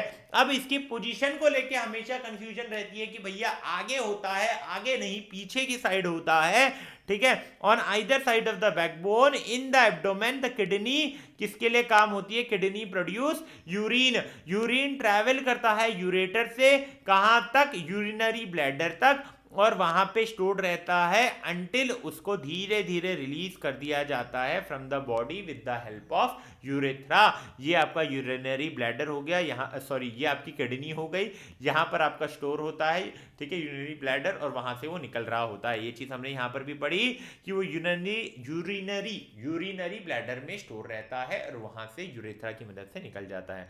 Okay, this is kidney, not, मैंने पहले इसको गलती से यूरिनरी ब्लैडर कह दिया था। ओके, अब बात करते हैं कि यूरिन प्रोड्यूस कैसे होता है, और यहाँ से क्वेश्चन आ सकता है। जो प्रोडक्शन ऑफ यूरिन होता है उसमें इन्वॉल्व क्या होता है? उसमें सबसे पहले फिल्ट्रेशन होता है वेस्ट प्रोडक्ट का, सच एस यूरिया और यूरिक एसिड कहाँ से फिल्ट्रेशन होता है? ब्लड से। कौन करता है? किडनी। ठीक है, ये चीज़ क्लियर हो गई। किडनी में काफ़ी सारे न्यूमरस फिल्ट्रेशन यूनिट होते हैं जिसे नेफ्रॉन कहा जाता है ना। नेफ्रॉन में एक ग्लोमेरुलस होता है, ठीक है। वो ग्लोमेरुलस क्या करता है? फिल्टर करता है ब्लड को और अलाउ करता है स्मॉल मॉलिक्यूल्स को ताकि वो बोमेन्स कैप्सूल में चले जाए। अब जो ट्यूब्यूल्स होता है नेफ्रॉन का वो रीअब्जॉर्ब कर लेता है ना। ये चीज़ याद होनी चाहिए कि कहाँ पर रीअब्जॉर्प्शन वाला पार्ट हो रहा है। यहाँ से सीबीएसई क्वेश्चन पूछता है कि जो रीअब्जॉर्प्शन पार्ट होता है वो ट्यूब्यूल्स में होता है, ठीक है। और जो यूजफुल सब्सटेंस होते हैं वो वापस से कहाँ चले जाते हैं? ब्लड में चले जाते हैं। और जो वेस्ट होता है जैसे कि यूरिया होता है वो ट्यूब्यूल में ही रहता है और यूरिन बना देता है ना। और फिर वो यूरिन कहाँ चला जाता है? वो यूरिन चला जाता है through the collecting duct ureter में, और वहाँ फिर ब्लैडर में स्टोर रहता है और फिर यूरेथ्रा की मदद से उसे एलिमिनेट कर दिया जाता है। तो ये पूरा प्रोसेस आपका था यूरिनरी यूरिन को प्रोड्यूस करने का, ठीक है। ये यहाँ पर हमने इसको नेफ्रॉन वाला पार्ट देखा था, है ना। यहाँ पर अगर आप देखोगे जो मैं ग्लोमेरुलस कह रहा था, ये ग्लोमेरुलस वाला पार्ट यहाँ पर है। इसके आगे फिर आपका ट्यूब्यूल वाला पार्ट होता है। उस ट्यूब्यूल वाले पार्ट में रीअब्जॉर्प्शन होता है, देन वो वहाँ से फिर जो वेस्ट होता है वो यूरिनरी ब्लैडर में चला जाता है, वहाँ से रिलीज हो जाता है। अब बात करेंगे डायलिसिस का कि डायलिसिस होता क्या है। सो बेसिकली डायलिसिस एक ऐसा प्रोसेस होता है जहाँ पे आपका किडनी वर्क नहीं कर रहा। किडनी का काम क्या था भाई? फिल्टर करना कि जो वेस्ट मटेरियल था उसको निकाल दो, है ना। ब्लड में से जो वेस्ट था उसको निकाल दो। और कुछ काम इंपॉर्टेंट होता था, ट्यूब्यूल में उसका रीअब्जॉर्प्शन भी हो जाता था। बट ये सारा काम अब किडनी कर नहीं रही। अगर ये सारी चीज़ हो नहीं रही तो वेस्ट बाहर जा नहीं रहा। वेस्ट बाहर जा नहीं रहा तो वेस्ट अक्यूमुलेट होगा। वेस्ट अक्यूमुलेट होगा तो डैमेज किसको करेगा? उन्हीं ह्यूमंस को जिनकी किडनी खराब है। तो फिर एक प्रोसेस होता है डायलिसिस, जहाँ पर आपको डायलिसिस मशीन में भेजा जाता है उस ब्लड को, ठीक है, विद सिलेक्टिव परमिएबल ट्यूब्स, ठीक है, जो कि एक सॉल्यूशन में इमर्ज होता है, ठीक है। और ये हुआ क्या? मतलब जो काम अभी किडनी कर रहा था वो काम अभी कोई एक मशीन कर रही है, डायलिसिस मशीन कर रही है। तो यहाँ से ब्लड निकलता है, वो उस मशीन में जाता है। उस मशीन में सारी प्रोसेस जैसे कि हमारी किडनी कर रही थी वो चीज़ें होती हैं, और वापस से वो क्लीन ब्लड हमारे सर्कुलेटरी सिस्टम में आ जाता है। और ये काफ़ी क्रूशियल प्रोसेस है जो कि हमारा किडनी में ना ब्लड का कंपोजिशन मेंटेन करता है, ठीक है। Maintains a balanced composition in individual with kidney failure. देखिए एक सिंपल सी चीज़ समझिए कि ये इंपॉर्टेंट क्यों है। अगर मेरी बॉडी में से वेस्ट बाहर नहीं निकलेंगे, अगर मेरी बॉडी में से वेस्ट बाहर नहीं निकलता है तो फिर वो अक्यूमुलेट होगा और कहीं ना कहीं मुझे हार्म करेगा। तो जो एक प्रॉपर क्लीन ब्लड मेंटेन करने के लिए, उसके लिए तो भैया जो क्लीनिंग प्रोसेस है उसको मेंटेनेंस, जो क्लीनिंग प्रोसेस का मतलब क्लीनिंग प्रोसेस के लिए जो ज़रूरत है उसमें तो आपको किसकी ज़रूरत पड़ेगी? किडनी की। नहीं है तो फिर डायलिसिस कराना पड़ेगा। ये ऐसा प्रोसेस होता है। देखिए एक यहाँ मशीन में जाता है, फिर मशीन से वापस आ जाता है। अब आखिरी बात करेंगे कि प्लांट्स में एक्सक्रीशन कैसे होता है। प्लांट्स में स्टोमेटा और लेंटिकल्स के रूप में प्लांट्स में स्टोमेटा और लेंटिकल्स की मदद से हो सकता है। प्लांट्स जो गैसियस वेस्ट है जैसे कि CO2 हो गया, वाटर वेपर हो गया, ऑक्सीजन हो गया, वो स्टोमेटा और लेंटिकल्स की मदद से बाहर निकाल देती है, ठीक है। अगर शेडिंग लीव्स हो गया, पीलिंग ऑफ बार्क हो गया, फॉलिंग ऑफ फ्रूट्स हो गया, इन सारे प्रोसेस को आप ऐसे ही समझ रहे थे तो ये सारे प्रोसेस क्या होता है? एक्सक्रीजन ही होते हैं, जहाँ पर लीव्स का, पत्तों का झड़ना, है ना, बार्क्स का उखड़ना, है ना, फ्रूट्स का फॉल होना, ये सारे क्या है? तरीका है जहाँ से प्लांट क्या कर रहे हैं? एक्सक्रीशन कर रहे हैं। सॉइल में भी एक्सक्रीशन हो सकता है। प्लांट कुछ वेस्ट सब्सटेंस जो है सॉइल जो होता है उनके आसपास वहाँ एक्सक्रीट कर देता है ना। जो गम्स एंड रेजिन्स का निकलना आपके स्टेम्स और ब्रांच से, वो भी क्या होता है? एक्सक्रीशन का ही पार्ट होता है। अगर यहाँ तक आप बने हुए हैं और वीडियो अगर आपको पसंद आई तो वीडियो को लाइक कर दीजिएगा, चैनल को सब्सक्राइब कर दीजिएगा, और आपको क्या बेहतरीन सेगमेंट लगा इस वीडियो का उसको कमेंट डाउन कर दीजिएगा। उम्मीद करता हूँ वीडियो आप अपने दोस्तों के साथ भी शेयर करेंगे, चैनल पे जाके फाइट बैक सीरीज को भी चेकआउट करेंगे। फिर मिलेंगे नेक्स्ट चैप्टर में जो कि रहेगा कंट्रोल एंड कोऑर्डिनेशन। तब तक के लिए keep learning, keep growing, tata, bye bye.